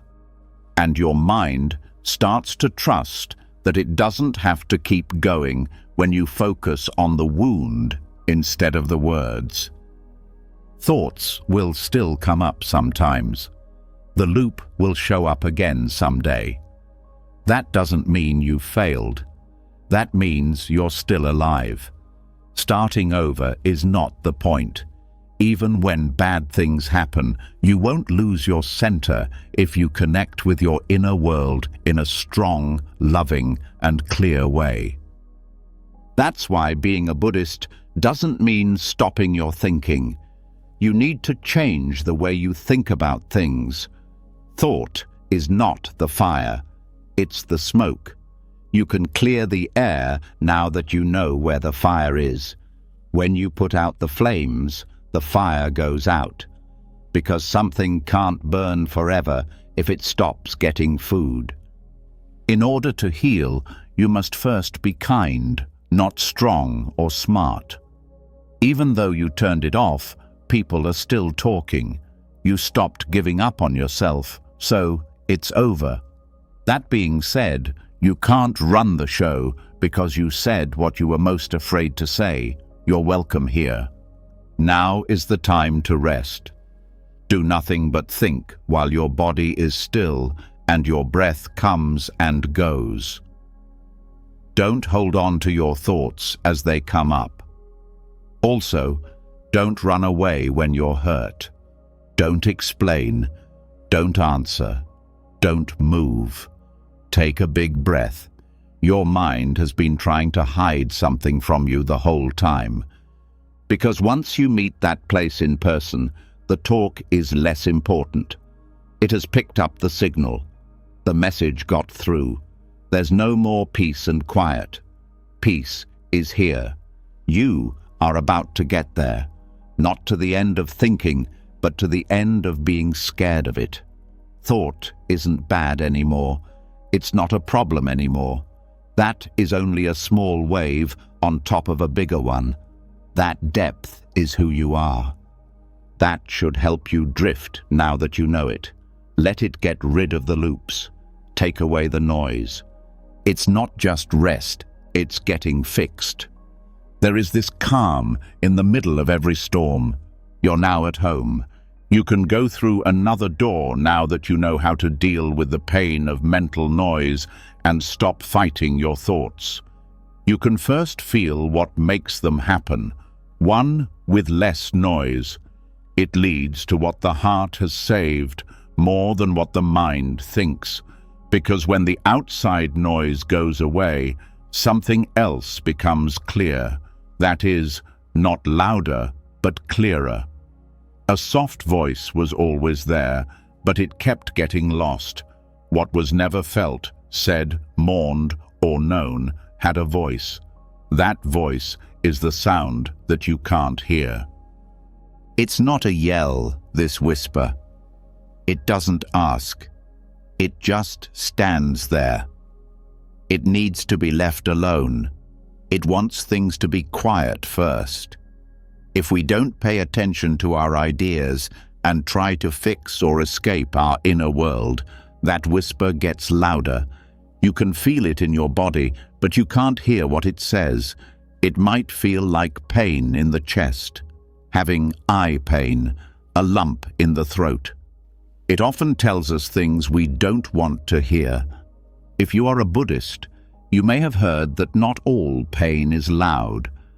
Part of it waits in the mind's depths, pulling strings softly from the darkness. These aren't the first things we hear. These are the things that are really going through your mind, the ones that wake us up, make us think, and cloud our judgment, not because they are loud, but because we can't hear them. It's sad sometimes. It's not always about death. We often feel sad when we lose parts of ourselves, when we told lies about who we were. These ties broke down without an answer, what we had to give up in order to stay living. Sadness that doesn't cry and stays. It shows up as worry, emptiness, and being tired all the time. The mind adds more and more things to keep you from fully feeling it over time. That's how chains begin, not out of the blue, but to keep you safe. It's sometimes fear, not the type you'd expect. There is no such thing as being afraid of bugs or the dark, but the worry about being left behind, the fear of not being good enough, the fear of showing what we've been hiding, being tight, tense, and unwilling to give in are all signs of fear. That's the reason some people can't sit still, why it feels risky to be quiet, why our thoughts are always active even when everything is fine. The need comes next, a strong, secret wish. Not to get things, but to connect with other people, to keep you safe, to make sense of. They don't just want love, they want to be seen without being judged, heard without being changed, held without having to show proof. Soul hunger is something that people often mistake for goals, achievements, or even relationships. When that drive isn't understood, the mind quickly thinks of other things to do. Give it more thought. Make a better plan.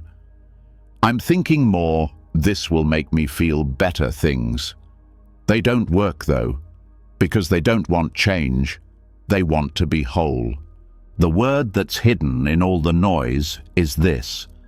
It also doesn't mean to hurt you. It wants to be felt. In Buddhism, wounds that haven't healed yet cry out for help, not because they want to hurt us, but because they want to be free. And the only way to let them go is to be fully present and love them. Do not look into it. Don't be so hard on yourself. Being there is enough. Monks talk about times when it is so quiet that something old comes to the surface. A thought, how you feel, just a short wave of sadness with nothing else going on.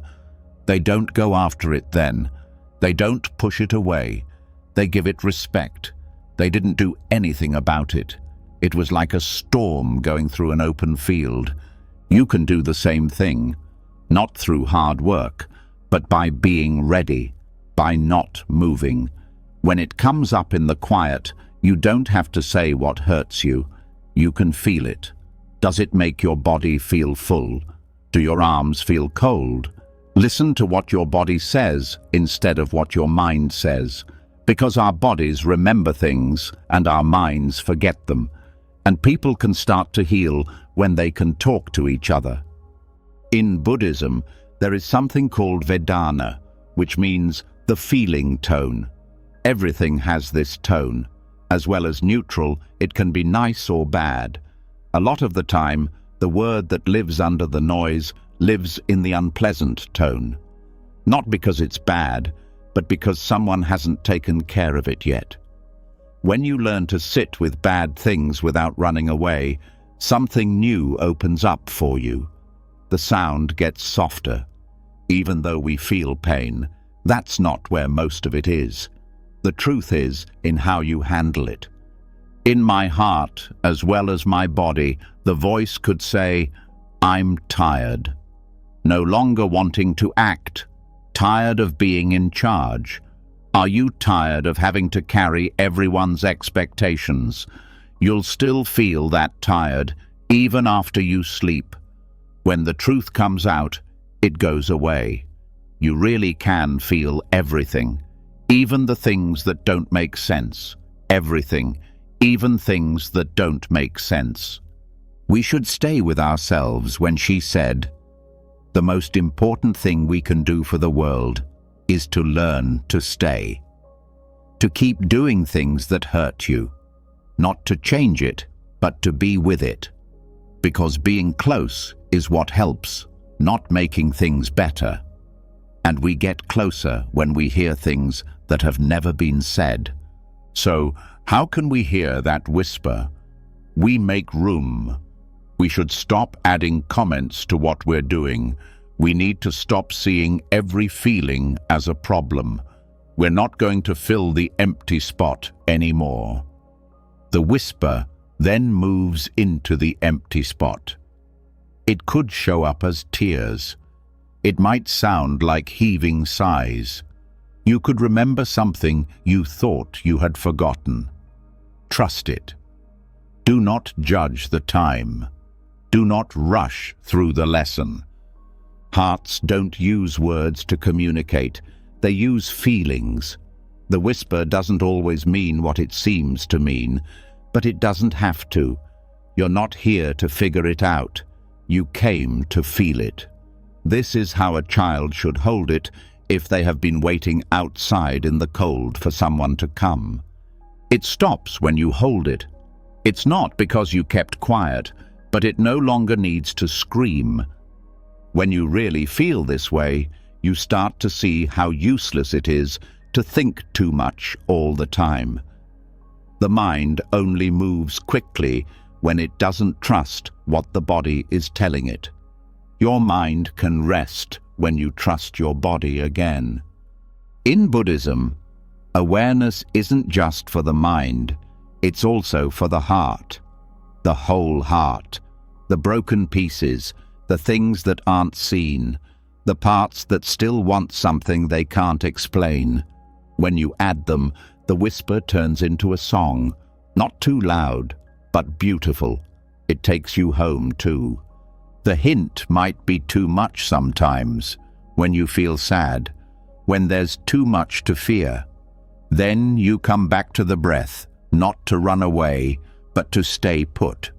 It doesn't go away when you take a deep breath. It helps you.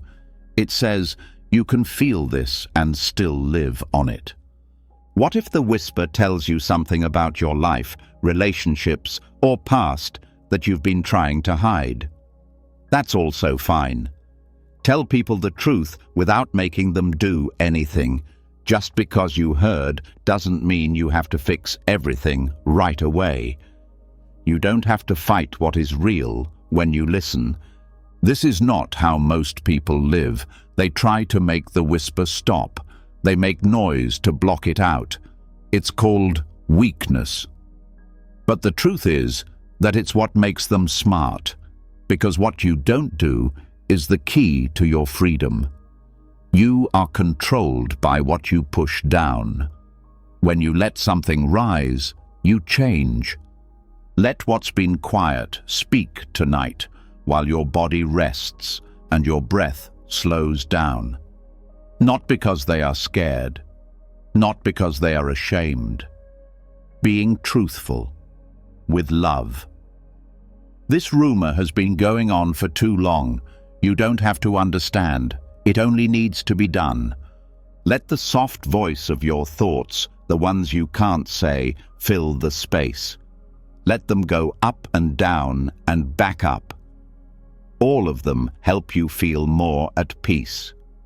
Not the peace and quiet. Being calm because you know the truth. When the word is heard, the noise doesn't own you. You're not leaving. You're not leaving. I can hear you, and while they were listening, things are getting better for you. The hint that is below the noise is no longer feared once the feelings that were not heard are finally accepted. Then something even more subtle starts to show itself. There's a room, not empty, but not sure either. That spot in the middle where old questions start to come up when you're feeling calmer. They were the ones that were never answered, the ones that played over and over for years. People who still ask, why did it happen? What will happen next? And what does it all mean? This is the next trick. When the heart opens, the mind often steps back in to explain, not to hurt, to make sense, to get things back in order after they got out of hand. It doesn't want to hurt you, because it doesn't want you to feel bad about not knowing. Still, this is where a bigger lesson begins, because there are times when a question has no answer. Not every question needs it either. In Buddhism, it is said that the best way to be free is to not fix your problems, but to leave them that way. Not because you don't care, but because what you think doesn't matter when it comes to peace. Letting go of the need to make up your mind is important for peace. You think too much about this, in the hopes that things will get better once they know the truth. If the right answer is found, the pain will go away. That once all the loose ends are tied, the mind will be at ease. It's not true, though. Mind doesn't want answers, it wants to be in charge. Also, being strong doesn't make pain go away, it makes even more of it.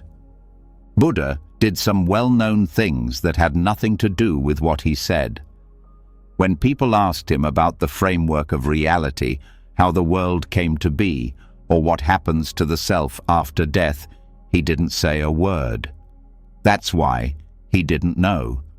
But he didn't want to find those answers because he knew it would take his attention away from being free in the present.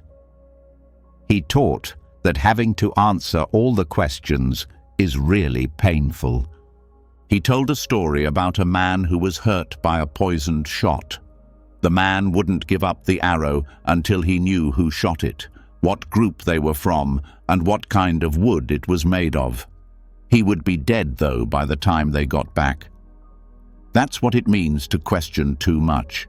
It stops you from getting better. It takes your attention away from the present and traps you in a maze with no way out. We do this every day. We don't know why someone left. We try to understand why things took place the way they did. We try to find meaning in things like silence, broken hearts, and mistakes. The mind tells us that peace will come when we find the right answer. There is no answer that peace is hiding behind, though. Peace is below the question. There is a gap between being interested and being crazy about something. It's the first one. That one is tight. Someone looks around. What someone else wants. The body knows the difference. When you ask too many questions, it feels like your hand is tight. You can tell they're interested as soon as you open your hand. When you walk in Buddhism, you should keep your hand open. This is not so that all of your questions will be answered, but so that you can ask them. It's not simple. The mind always needs to be closed off. Every line needs to have a stop at the end of it. That being said, there isn't always a stop or a dash in real life. Things stop without being fixed. There is no reason for stories to change. Anytime people can change. We don't fight that fact. It makes us peaceful. We find peace when we let go of it. You don't need to know. You can go about your day even though you have thoughts that are making you wonder. You can rest, but the secret is still out there. That's not paying attention. That's skill. That kind of trust that doesn't need to run your life. Some questions should not be answered, not as a problem, but as a way in. A way to become more aware of things. Being present grows in the room left by a question that hasn't been answered. You stop looking. You feel things. You need to find a reason to slow down. You start to believe what's true. This is not the same as being blind. In Zen, it's called don't know mind. There's no doubt about it. Being gentle with things you don't know is a good idea. You're very smart to wait before making assumptions. It's very smart to live fully in the middle of chaos. There is no need to think too much here. They didn't answer, so they gave up.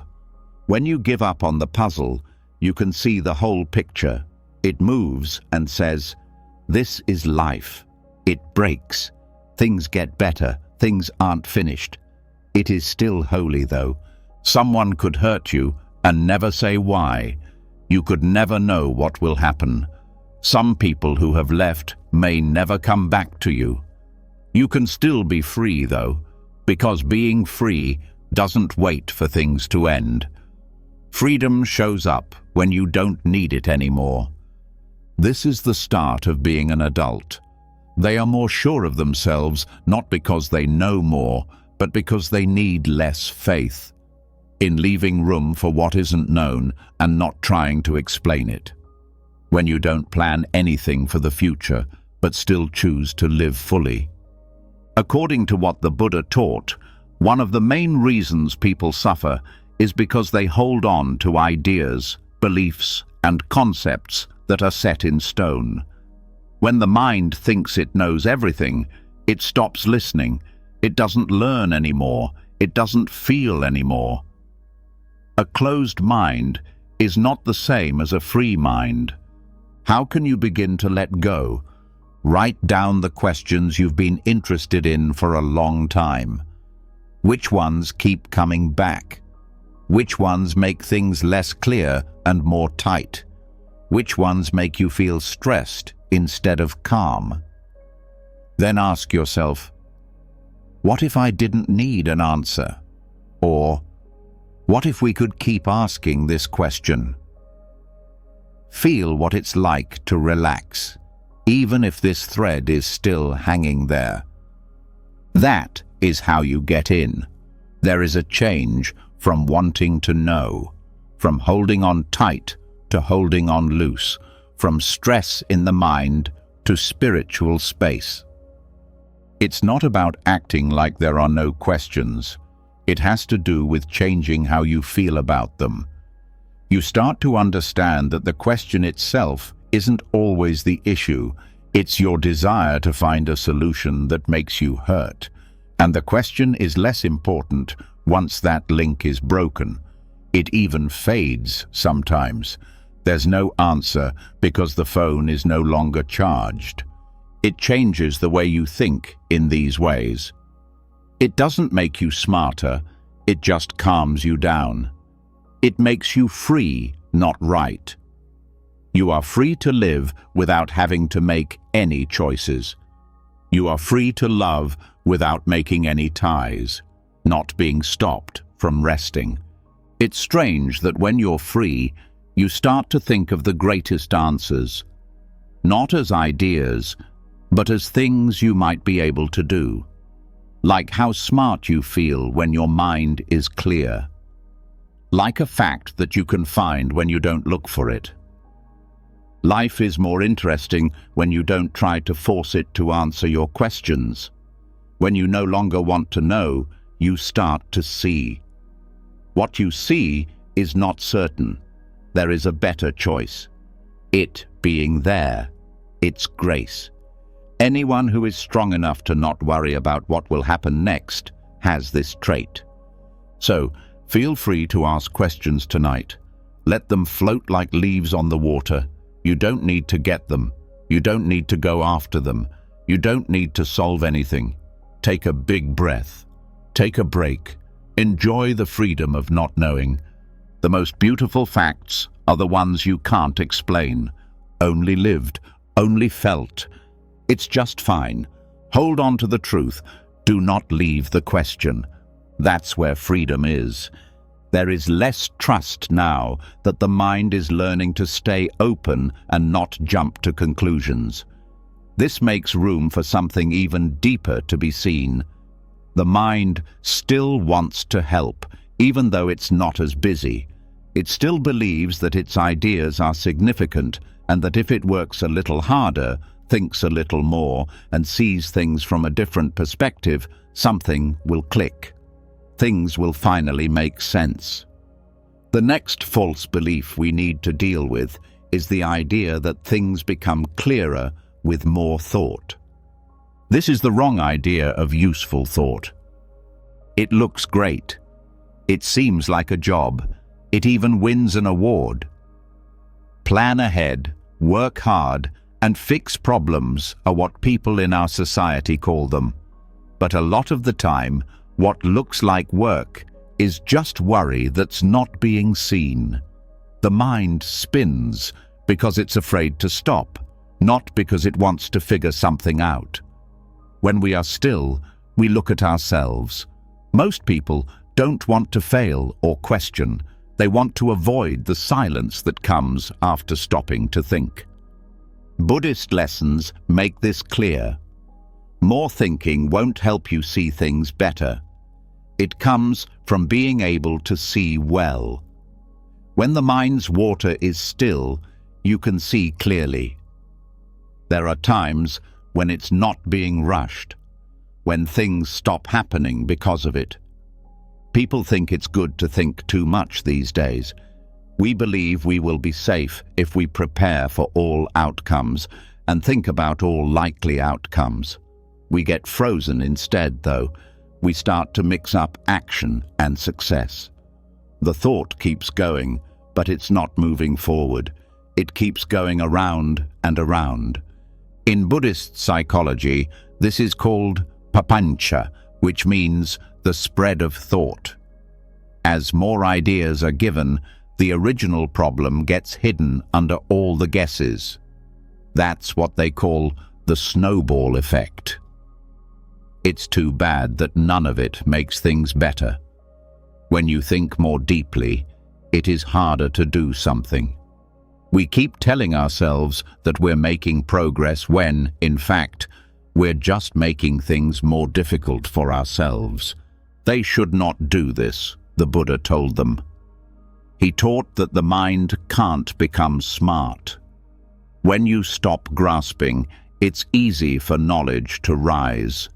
That is, when your mind stops trying to change the truth into something safe for you. She is open when she is wise at her best. It makes room. It takes in air. It doesn't expect everyone to get it right. It knows right now what is real. That being said, why does the false sense of being able to think clearly feel so strong? For a short time, it makes us feel in charge. When we think, we feel like we're doing something. We believe we are stopping bad things from happening, but really, we're just making the system too busy. The nerves are under a lot of stress. The body gets smaller. It's not getting easier to decide what to do. It is hard to see clearly when your mind is foggy. Samatha, which means calm abiding, comes into play here. Being still isn't enough. It means recognizing when thinking isn't helping and has turned into a habit. You shouldn't blame your mind for trying to help you when you stop, feel your body, and slowly return to your breath.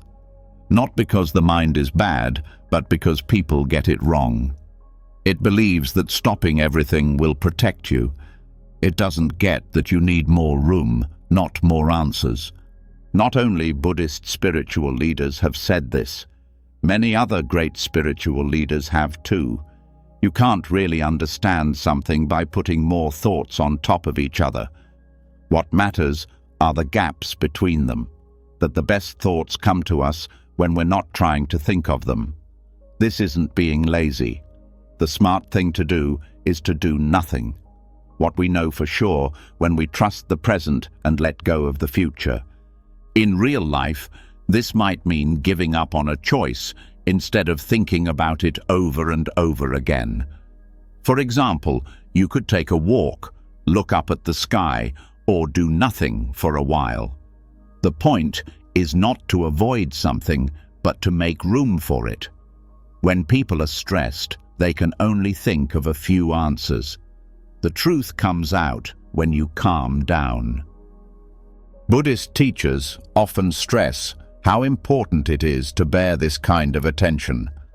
When they are alone, in the quiet, on long vacations, and there are no outside inputs or distractions, they find it easy to get insights. They should get it because they deserve it, not because they want it. Real answers often come to us when we stop looking for them. This is a truth that most of us miss. This doesn't mean that thinking is pointless. It fits somewhere. Being able to think carefully, creatively, and practically are all useful traits. But the mind can be dangerous if it believes it is the only tool it has, when it doesn't remember how important it is to be aware, present, and still, or even more so. Being able to think clearly is also closely linked to who you are. A lot of people feel important when they think, a way to show that you're worth it while they're figuring it out. But being tired doesn't mean you're good, and working your brain too hard doesn't help you understand. It comes from being in touch with the present. Try to notice if it's really helpful the next time your mind gets busy. Does it make things better? Does it really help you understand? It plays the same thoughts, fears, and questions over and over again, right? Fear can look like work to the mind. However, the body knows that fear is really planning and worry is really focus. If your heart feels tight, your lungs feel short, or your body feels tired, you can't think straight. It's just noise. This is where being aware can help you the most. Not as a trend, not all the time. But it was brave of you to stop, not to keep thinking that it's better to think more. Being still in the middle of chaos without adding more thoughts to it. Sometimes, just sitting still can help you figure things out faster than you can think. While thinking about something, leaving it behind can sometimes help you understand it better. It's okay to just breathe sometimes. Your mind doesn't believe this, but if you try, your life will prove it. It's not about going against what you think. It has to do with getting your balance back. The important thing is to realize that unity, not force, leads to understanding. That kind of stress on the mind never makes you smarter, but being there does. When you start to live from present, everything changes. It's getting simpler to pick. It gets easier to understand. It gets better between people. It wasn't because you thought more, but because you didn't need as much. This is what it means to be simple as a Buddhist. Making life better, not worse. There's no need to avoid task. Instead, learn how to do it without getting stressed out. Some kind of knowledge comes out when the mind doesn't want to be in charge. Someone who can see with more than their mind. Slow down your thoughts tonight. They did it because you heard them, not because you told them to. Deepen your breath, but don't use it as a way to calm down. Think of it as getting something back. It's not because it gave up, but because it finally feels safe enough to stop and rest. How much you get done has nothing to do with how fast you go. Also, being clear has nothing to do with stress. You're not too far behind. You won't fail if you go back. Now you can see better than ever. The next thought wasn't what you needed in the end. It was the only place I could hear the knowledge that was always there. Now, let it go up, not by force, but from not moving. There is now something more honest there after the spell of overthinking, dressed up as work, has worn off. It's becoming clear to us that a lot of our pain doesn't come from what happens, but from how we use it. A story is made from a single painful event. A small mistake becomes a character flaw. After just one loss, it becomes hard to figure out who you are. For the next lesson, come here. It's an old truth that explains why peace doesn't always last, even when the outside problem is fixed. That's why we're not just in pain, we're going for a second shot. One of the most important lessons in Buddhism is the story of the two arrows. It really does make a difference. When bad things happen, they hurt. That's the first way to go. It might be body pain. It could be how you feel.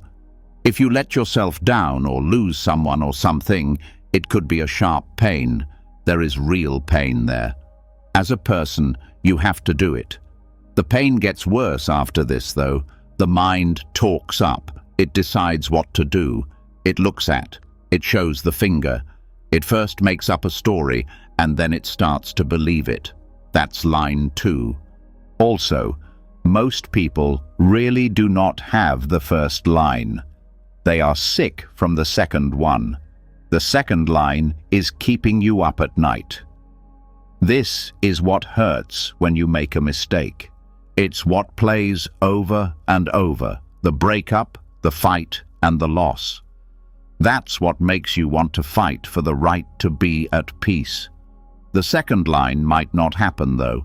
They do it all the time. Like any other habit, it can be broken. When the first shot hits, the body moves.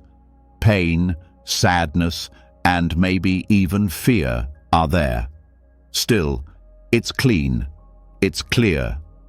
You feel like a wave going through you. The second line messes that up. It enjoys the present and makes it last longer. It reveals something about you. It scares me about what will happen next. It pulls in the past like a storm gathering clouds. You're not there at all of a sudden. You're thinking about other things instead of me. Buddha didn't say we shouldn't take the first shot. He didn't say it would be easy, but he did say we could stop the second one. Being free means not running away from life, but meeting it head-on without getting hurt. How do we find the second line in real life? First, hear what you say. When you're hurt, what do you tell yourself? Why do you say "this hurts" instead of "it always gives me trouble"? "I'll never be okay." Or maybe "I'm sad." "That was a tough time." Or "I'm such a loser." That change is shown by the second arrow.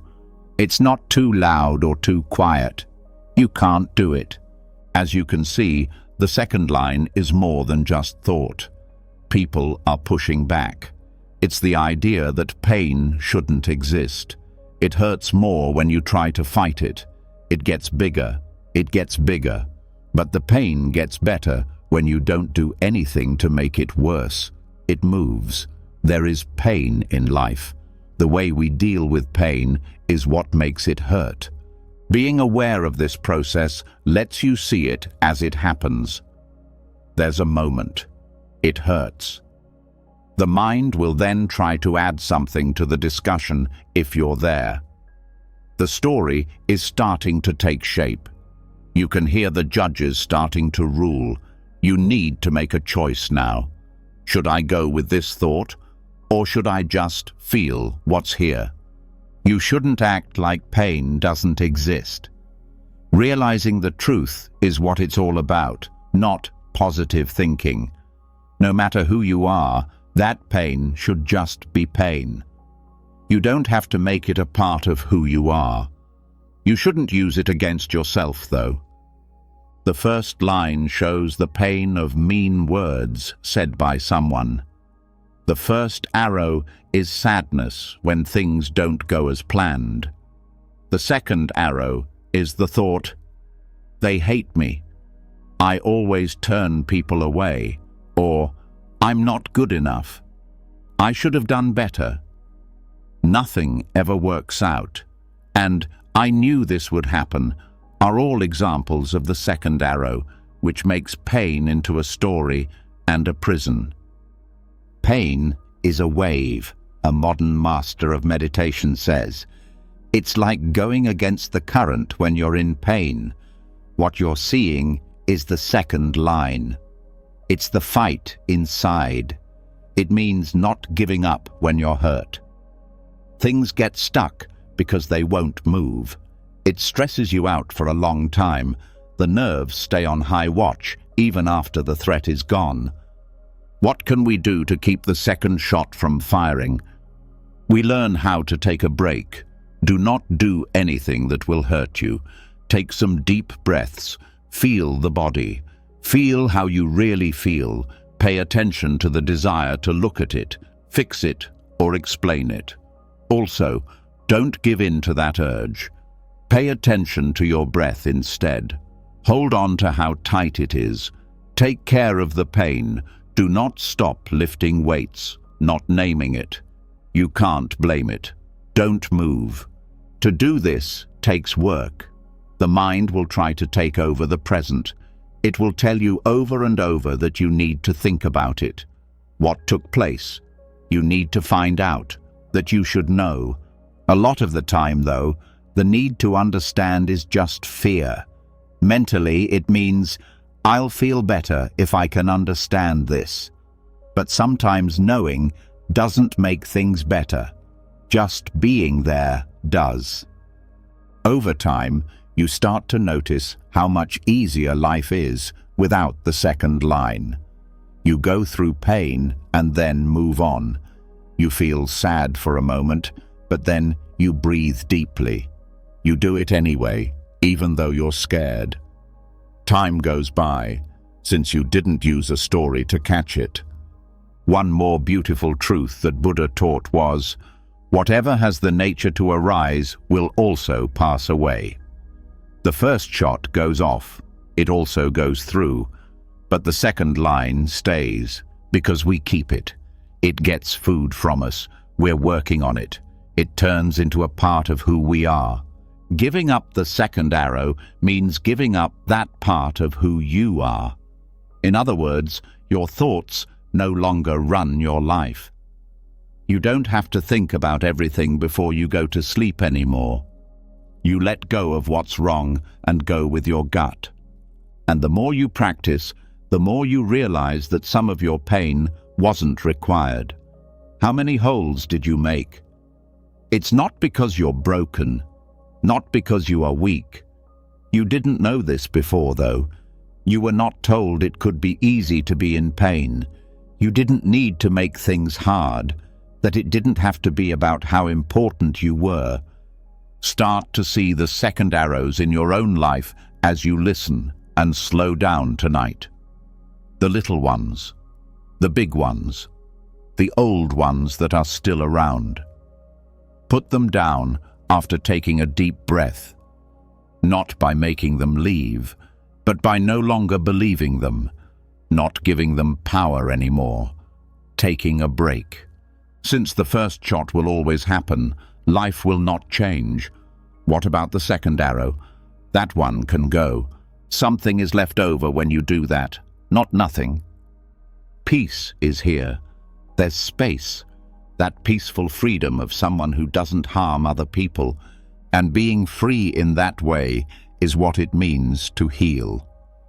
When the second arrow is seen for what it is, not a fact, but a thought, not truth, but habit, the mind starts to breathe again.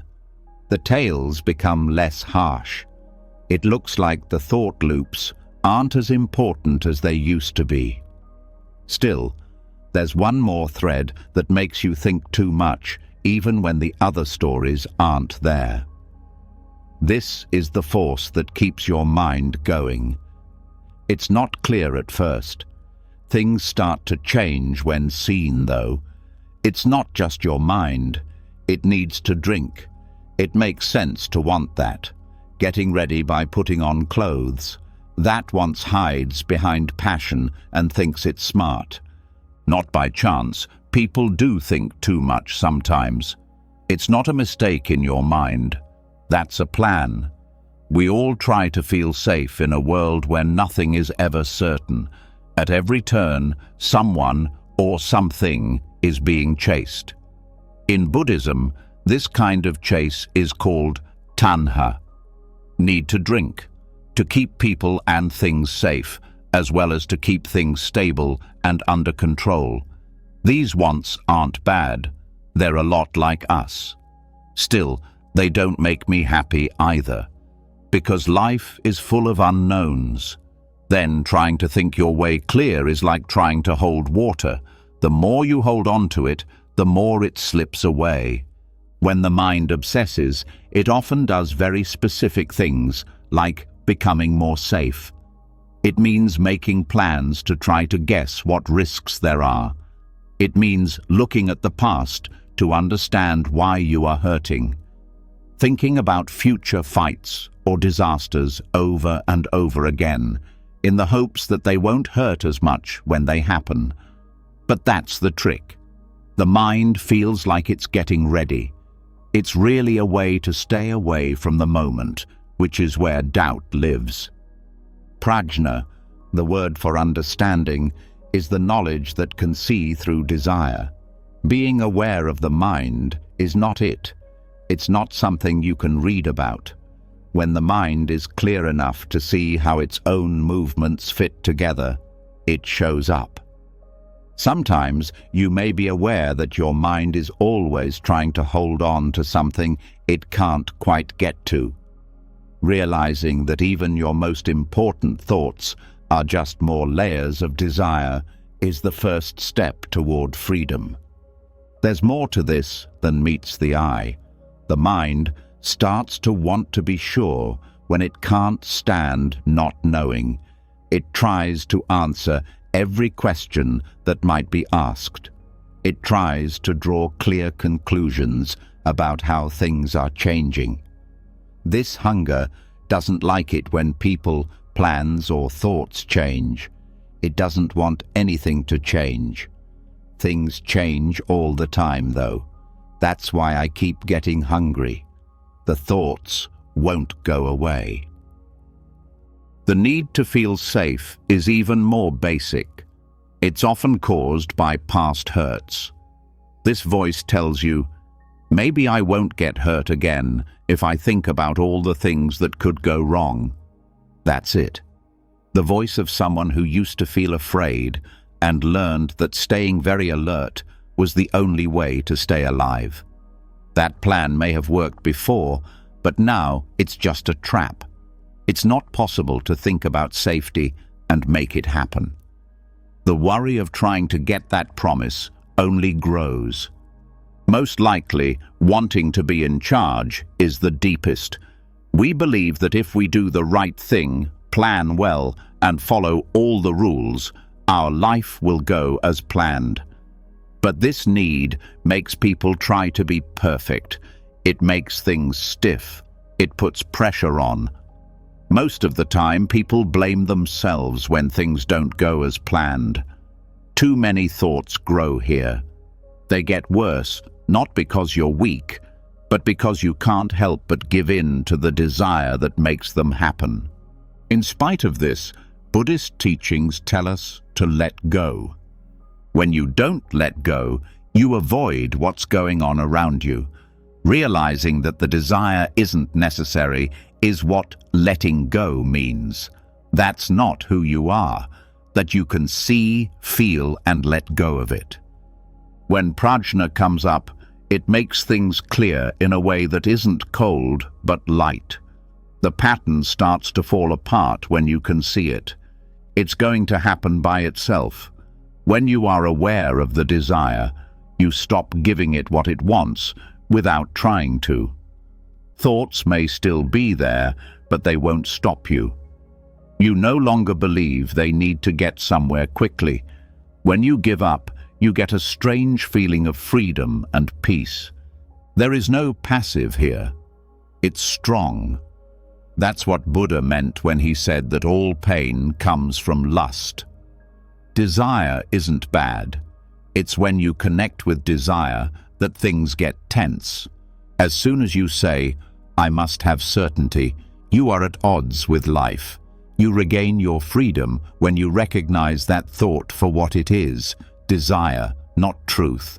This is a change from link to observation. You can start to respond differently to your own thoughts when you switch them from "I am this craving" to "this craving is passing through me." They don't run away. You hold them gently instead. You don't fight them. You breathe through them. There are no questions for you. You just know. People with this personality type can't stand to think too much. It depends on the speed, how often it needs to be done, and why. When you take the time to feel what's behind the thought, the urge is clear. It stops running the show as soon as it can be seen. You don't have to do it. You don't need to do it. You only need to see it for yourself. It could happen in waves. It's possible that you'll feel the urge more than once. It's okay. Every time you see it, you weaken its grip. You learn more when you take a moment to think about what you want to do. This is the reason why Buddhist meditation isn't just a way to calm down. To train the mind to see clearly again is what it means, to get out of the darkness of want. To be at peace, you can't fix everything. You have to stop trying to fix everything all the time. You start to trust something bigger than your own thoughts, a calm feeling that you're already whole, that you don't need to take care of anything to stay safe. You don't have to work hard to find that peace. It just shows up when you don't want it. Every time you don't do anything, this trust grows. You shouldn't try to get a false feeling of security all the time. You ignore the urge, like a cloud, every time, instead of letting it change who you are. That's why you should stop when you feel stressed. What am I trying to hold on to right now? Ask yourself softly. Is it a story? What do you think? Stress? Maybe? Let the desire come out. Don't rate it after that. Just be there for it. With love. With air. Wanting something is not a bad thing. It's a teacher. It shows that you still want peace. And peace comes back when you don't think that. It wasn't because you did something wrong. It was just there, hidden by all the other noise. Feel that right now. Don't give up, but let the drive grow. Let your thoughts go instead of following them. The mind has always been afraid of not knowing, not being able to control, and not being sure. Let it rest in those things. Pay attention to what goes on. Things start to slow down in the mind. The heart starts to thin out. The want starts to fade. Now there is something smooth, strong, and clean where it used to be. Not what you think about. Not the prize for working hard, but the quiet gift of being able to tell the truth. That's prana. That's peace. That's where you're going now. It feels a little better when you can clearly see the desire that is behind the intense thought, and not just in your mind. You can feel it from a higher, more peaceful place. The rings move more slowly. It starts to get easier to hold. But there is still something there, even though everything is clear now. This time, there is no desire, only scraps. This is what you get when you enjoy, study, save, and gather every moment and thought as if you might need them later. This is another level of thinking too much. Not as loud, not as fast, but it's just as much mess. The mind was full of old ideas that hadn't been used in years, like a place that's too full. Besides what's going on right now, I have a heavy thought going through my mind.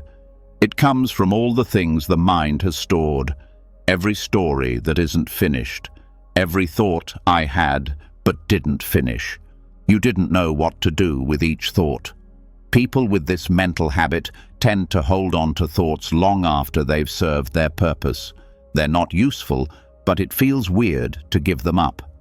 In Buddhist thought, this is seen in a fair and honest way. It doesn't care about the mess. It knows where it came from. When you're scared, your mind holds on to thoughts like a close parent. Worry that if you forget, you won't be ready. If you let go, you might lose something important. Like having a house full of things you don't use, having too many thoughts doesn't make you safer. It's hard to breathe because of it. This kind of building is often a sign of overthinking. It's not always crazy or quick. It's not always clear. A low-level buzzing of thoughts. Some of my thoughts, memories, views, practice runs, and sorries. They are all just gathering dust in the back of our thoughts. They get worse over time if you don't pay attention to them often. They follow you from year to year, relationship to relationship, and moment to moment, until even quiet sounds loud. Being aware is like a broom. Do not act mean, not rushed. Keep your balance. Kindness. Is this still useful? Comes to mind. If not, could it be let go? That's how things are carried out. A strong but slow getting rid of things that don't help you anymore. Not because those thoughts were wrong. People remember those things well, so don't say that. Yes, because they've done their job, and the peace you want needs space to grow. Feel how clean a room is, not just put together, but really honest. It looks like the walls are calm and peaceful. It's getting lighter, more room to breathe. The mind is the same. When everything is clear, peace doesn't need to be pushed. Peace is already here. Peace can't come in if there's no space. Take notice of what's going on in your mind. You hear old talks again. You've done what you want to do 100 times in your mind. Thoughts that you no longer agree with, but haven't asked about in a long time. On the inside walls of your head, these are the boxes that you have stored there. They not only make you feel heavy, but they also get you moving. Things take longer because of it. It makes it hard to decide. A lot of what-ifs and what-was hide the truth. Getting rid of stuff in your mind doesn't mean you forget things. There's no need to protect things that have already happened. It means getting rid of old ways of thought that have been around for a long time. Thoughts stay with us, not because they're true, but because so many people have said them. Plus, saying something over and over isn't truth. It becomes a habit to do the same thing over and over again. Being aware of that habit ends it if you want to break it. Asking yourself, do I need this right now? After every thought. A lot of people don't realize how much of their thinking is just repeating old thoughts, going over the same ideas all over again, the same worries, the same stories. It's an old thought that was put away. Things get tight when you hold on to them. It makes noise even when it's quiet. Even when you try to sleep, something inside you stays awake. There are still people in the room, so this is why it's so nice to meditate deeply. It's not magic, because they've finally let go of something they didn't need. Only being aware for a short time can be like letting cool air in through a window. All of a sudden, the air changes, the mind gets less hard. You feel a bit more like the person you were before your thoughts changed you. The main thing to learn from this is that thoughts have short lives. They need to move. Keep them for a short time only. When we treat our thoughts like they are ours forever, they hurt us. They are still hard for us to arrange. They don't need all the care we give them. Ideas, on the other hand, are more like guests. Some people stay for a while, some for a while. In the end, though, they all pass, if you let them. Being aware of things helps you let go of them.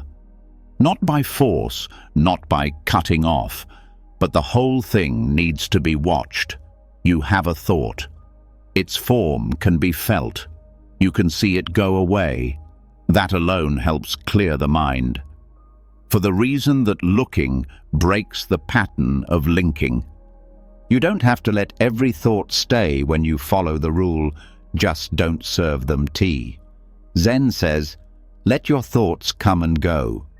You don't need to think about everything. You can be aware of it and let it go.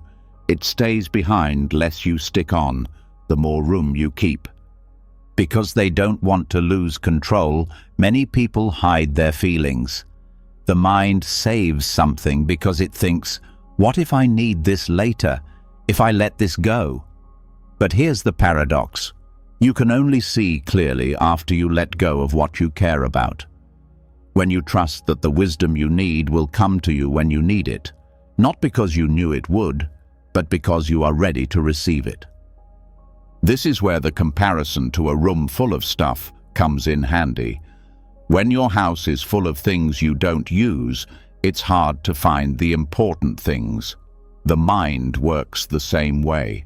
It's hard to follow your gut if your mind is full of old thoughts. You can't always trust your gut. Something is still there, but there is more noise.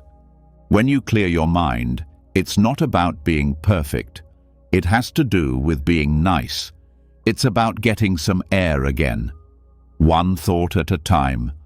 One story at a time. What am I still holding on to that doesn't help me, is the first question. It could be something you think about yourself. It could be a mistake you made 5 years ago. You might be going through a script in your head every time you're stressed. Be nice to it, no matter what it is. Really feel it. If the time is right, let it go. This will always be a habit. The mind needs to be cleaned every day, just like the rest of the world. You'll always have new thoughts, stories, and ideas in life. But if you know this, you don't have to keep everything. You don't need to carry something that wasn't yours to begin with. Things that can be put down don't need to be kept. Tonight, don't store your thoughts. Just let other people see them. Don't let them get worse. Just bring them up. Breathe to clean. Let quiet be the open window. Rest for a while your mind slowly learns how to feel open again. You can discover the peace you need. It's hard to see because of all the noise. There are too many saved files. We have too many memory and meaning boxes that we haven't opened yet. Start to clean up. Start letting go. Not all at once, but not rough, all the time, with love. One day, the room will feel so big and bright. You won't have any doubts, and you'll feel free. Something soft starts to show up now that the old thoughts are starting to fade away. You know how much mental weight wasn't needed and how much peace was hidden under what was being held. Not too loud, not important. Under all the cleaning, moving, and letting go, there was a quiet sense that something was still there, something steady. There is now something that wasn't there before. It's the same thought. It's what they share. Most people don't notice this part. It's not secret that it's quiet. the space between two ideas. That short pause that most people skip over is the most important part of the thought. This place is very holy, according to Buddhism, because this is where freedom lives, not in the thoughts, but in the room between them. The mind gets used to hearing loud things, to keep what moves. Every thought that comes to mind should be thought about, compared, named, and judged. But you won't find the peace you want in your thoughts when you don't think about it. That split second when one thought ends and another one begins, that is how you get in. No, not to nothing, but to being there, to be free, not to get bored. A lot of people never stop to feel it. Every second, the mind makes more noise as it jumps from one thought to the next. But if you slow down a lot, you can see the holes. Like the space between music notes, like a break between words. It's there. It's also alive. When you look at these places, something happens. You begin to believe that your awareness is not made up of thoughts. It stays by itself. It holds the thoughts, not the thoughts themselves. The thoughts get weaker the longer you stay there, not because you keep them away, but because they no longer believe you are someone else. This is what non-identification is based on. Practice makes you aware that you are not your thoughts, but the awareness that sees them. The best proof of that is the space between them. That is where the mind stops being in charge. That's where the ghost lives. That's where the stress goes away. People who teach some types of meditation will tell their students to rest during the pause, just to notice it when it comes up, not to make it last longer than it should. It might be 30 seconds. It might last longer. Being aware is shown by even that small room. Moving around is what it means to think. Being still is part of being present. You can't get away from life in this area. It makes sense. That's the difference between acting and following through. In the process of reaching out and looking, when you think about it, everything feels like stress. When you learn to rest in the stop, even if it's just for a moment, things start to make sense again.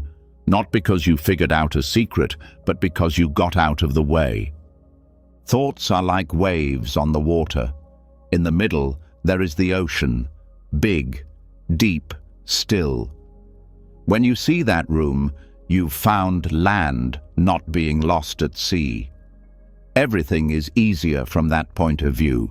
More room. Thoughts that were really bad stop working. Since there is not as much space between them now, they move up and down. In the middle, there is silence. But it's not empty. This quiet. It's full of being there.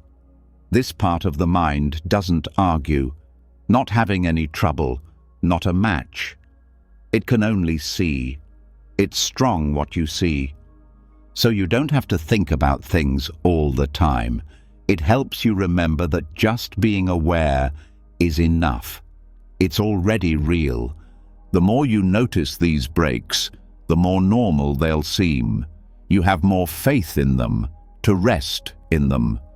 You can feel the breaks between words, moments, and actions when you talk, work, or move around. This can happen during the day too. You know that going more slowly won't bring peace. To notice the quiet that was always there is the same thing. When Buddha talked about being free, he meant this. Not a very interesting start. It's not a place to get away from everything, but a trip back to the spot that was always empty. The empty space before, during, and after thought. Pain can't last there, because pain stories are what cause it, and there is only empty space between the stories. You might be scared to rest there at first. The mind will say it's boring or not important. You might not be making good use of your time. That's just because the mind is scared of things it can't control. It can't change the time between thoughts either, because it doesn't live there. Being aware does. When you rest there, you're not boring, you're not quiet. It feels like you're awake. Your knowledge comes from a place that has nothing to do with you, your beliefs, or your memories. Just seeing things. That's enough to see. You don't need to keep that room. The break doesn't need to be longer. That makes me think even more. You can learn more about it. Trust it. Visit that place more often. Every stay is different. Over time, it gets easier to find that silence. It's not about being quieter. It has to do with remembering, as a way of being, not as a way to do something. This is what's underneath all the movement, noise, and thought. This breath, this stop. Thoughts fade away at this moment, but awareness stays. The real lesson is that you don't have to stop thinking to find happiness. Just look at how quiet it was all the time, and your thoughts don't seem as scary when you do that, since those things aren't happening to you anymore. They're just getting by. Pay attention to what's between your thoughts tonight as they slow down. Do not take it. Do not think about it. Take a break there, in the empty spot that doesn't need anything, in the peace that doesn't need to be earned. Thought will come back. It's okay. Let it happen. But also, let it go. Feel what's left as you let go. There's no space, not empty space, but being there, pure, peaceful. There is no charge. There is no space between two ideas. It's a way in. You are now through. Something else starts to become clear as the space between ideas stops being nothing and starts being seen as the normal place where awareness lives. Something that isn't as clear, but is still real. Your thoughts keep coming back even when it's quiet. They always come back. I believe I now know them. Since it's used over and over, it comes in new boxes, but still makes you feel the same way. It looks like thoughts don't just go away. Thoughts become real. There is also no chance in this circle of repeating. The mind is in samsara and can't move. Things start to get softer now that you know overthinking loops aren't just bad habits, but also subtle ways of hurting yourself. You know that mental spirals can be acts of inner violence that look like they're fixing problems. A different way to see, not by working hard, not by being in charge, but by being clear. Because it is possible to watch the mind once it stops attacking itself. Not handle it, not mess with it, just look around. And this kind of observation, calm, steady, and not reacting, is where real freedom starts. Coming to terms with the fact that thoughts are temporary is at the heart of Vipassana. They're not about you. They're not strong. Like clouds, they come together, move, and then disappear, never staying put unless you try to hold them. To see clearly is what Vipassana means. It's not about changing your thinking. It's not about being able to control your mind. It's about seeing thought for what it is, looking at it without becoming it, being able to feel the mind moving without having to stop it. Something starts to change while you watch, not the thought itself, but how you think about it. You must stop trying. You must stop fighting. Thoughts lose their power in that place. The mind is used to becoming attached to every thought that comes up. Vipassana changes the way people think about thoughts like, this is important, this is me, and this is truth. Not as facts, but as weather, as short-term shows, as forms move through the sky of our awareness. Some are smart, some are dark, some people stay longer, but none of them last. They don't make you who you are. They are not who you are. Philosophy has nothing to do with this idea. You get better at it over time, from being still and letting your thoughts come up without grabbing you, from noticing the stories without becoming part of the story, like seeing a storm in your mind and letting it go without making a shelter. You can feel the stress rising. The thoughts are swirling around in your head. You just stay, with air, body-wise, with being there. This changes the way the mind works over time. It stops hoping for stability. It stops asking for closure. The thing learns to let go in real time, not to get away from pain, but because it no longer thinks pain will last forever. When pain is seen clearly, it starts to change, because the suffering isn't in the pain itself, but in thinking that the pain will never go away. It is taught in Vipassana to sit in the wave instead of running away from it, to feel the rise, the peak, and the fall, without any comments, not with labels, just a feeling, just a thought, just being aware. This seeing isn't lazy. It is busy even though it is still. You're still not leaving. You are deeply checking in, which means you are no longer responding. Let go of the chase. Don't try to fix something that wasn't broken. Because having thoughts is fine. What identification is, it hurts the mind when it believes every thought. The mind is free when it notices every thought. This is what Vipassana shows over and over. It's not about the thoughts. It's the bond with them, the worry about them, the fight against them, the idea that they will last or are special. But thought isn't real. At times of silence, you can feel this. A thought comes to mind. You see it. For a short time, maybe a minute, it stays. After that, it goes away. There's another one. It goes away too. This takes place 1,000 times. You begin to understand the truth. Thoughts don't last. Holding on to nothing is not necessary. There's nothing to say. Thoughts that come back over and over are never the same. They are fun things to do, various forms, ghosts of the first one. They start to lose their grip when you watch them without grabbing.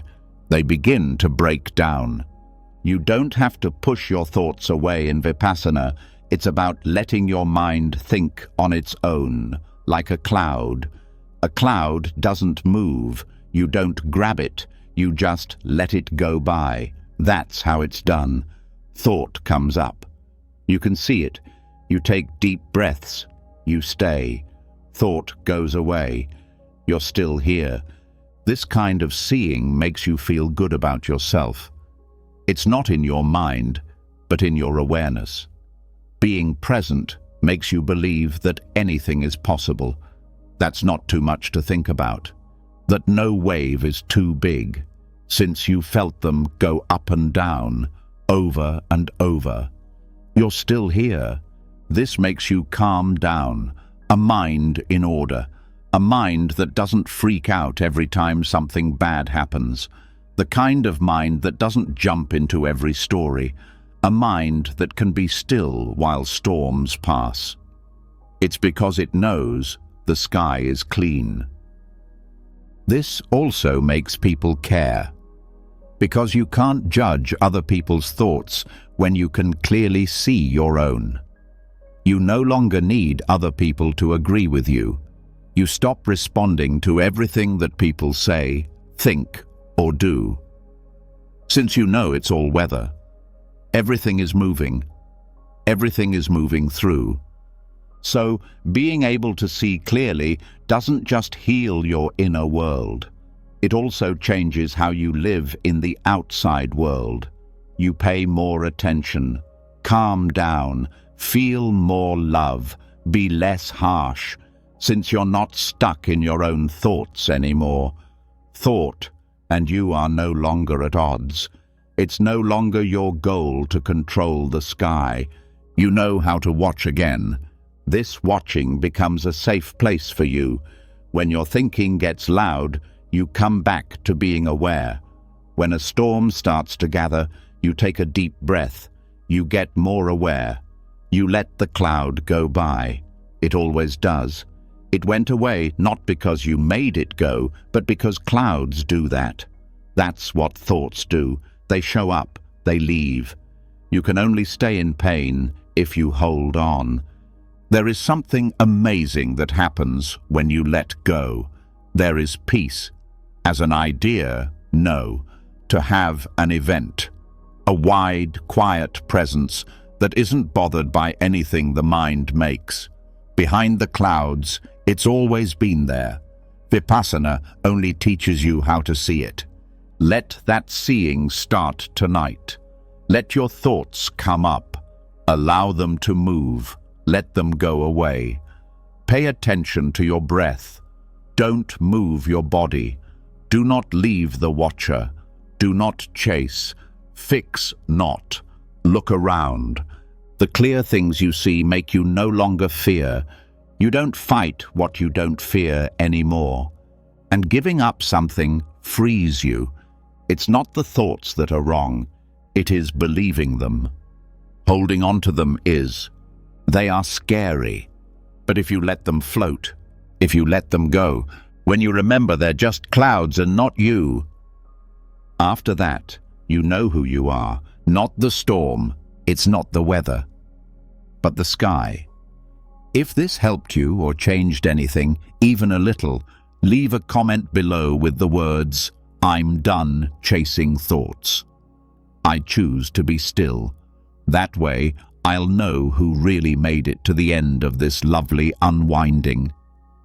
Also, make sure to join and click the bell if you want more lessons like this to help you relax and feel free. Let us keep going down this road. Take a deep breath, let go, and remember that you are not your thoughts until next time. You are the peace that can see them.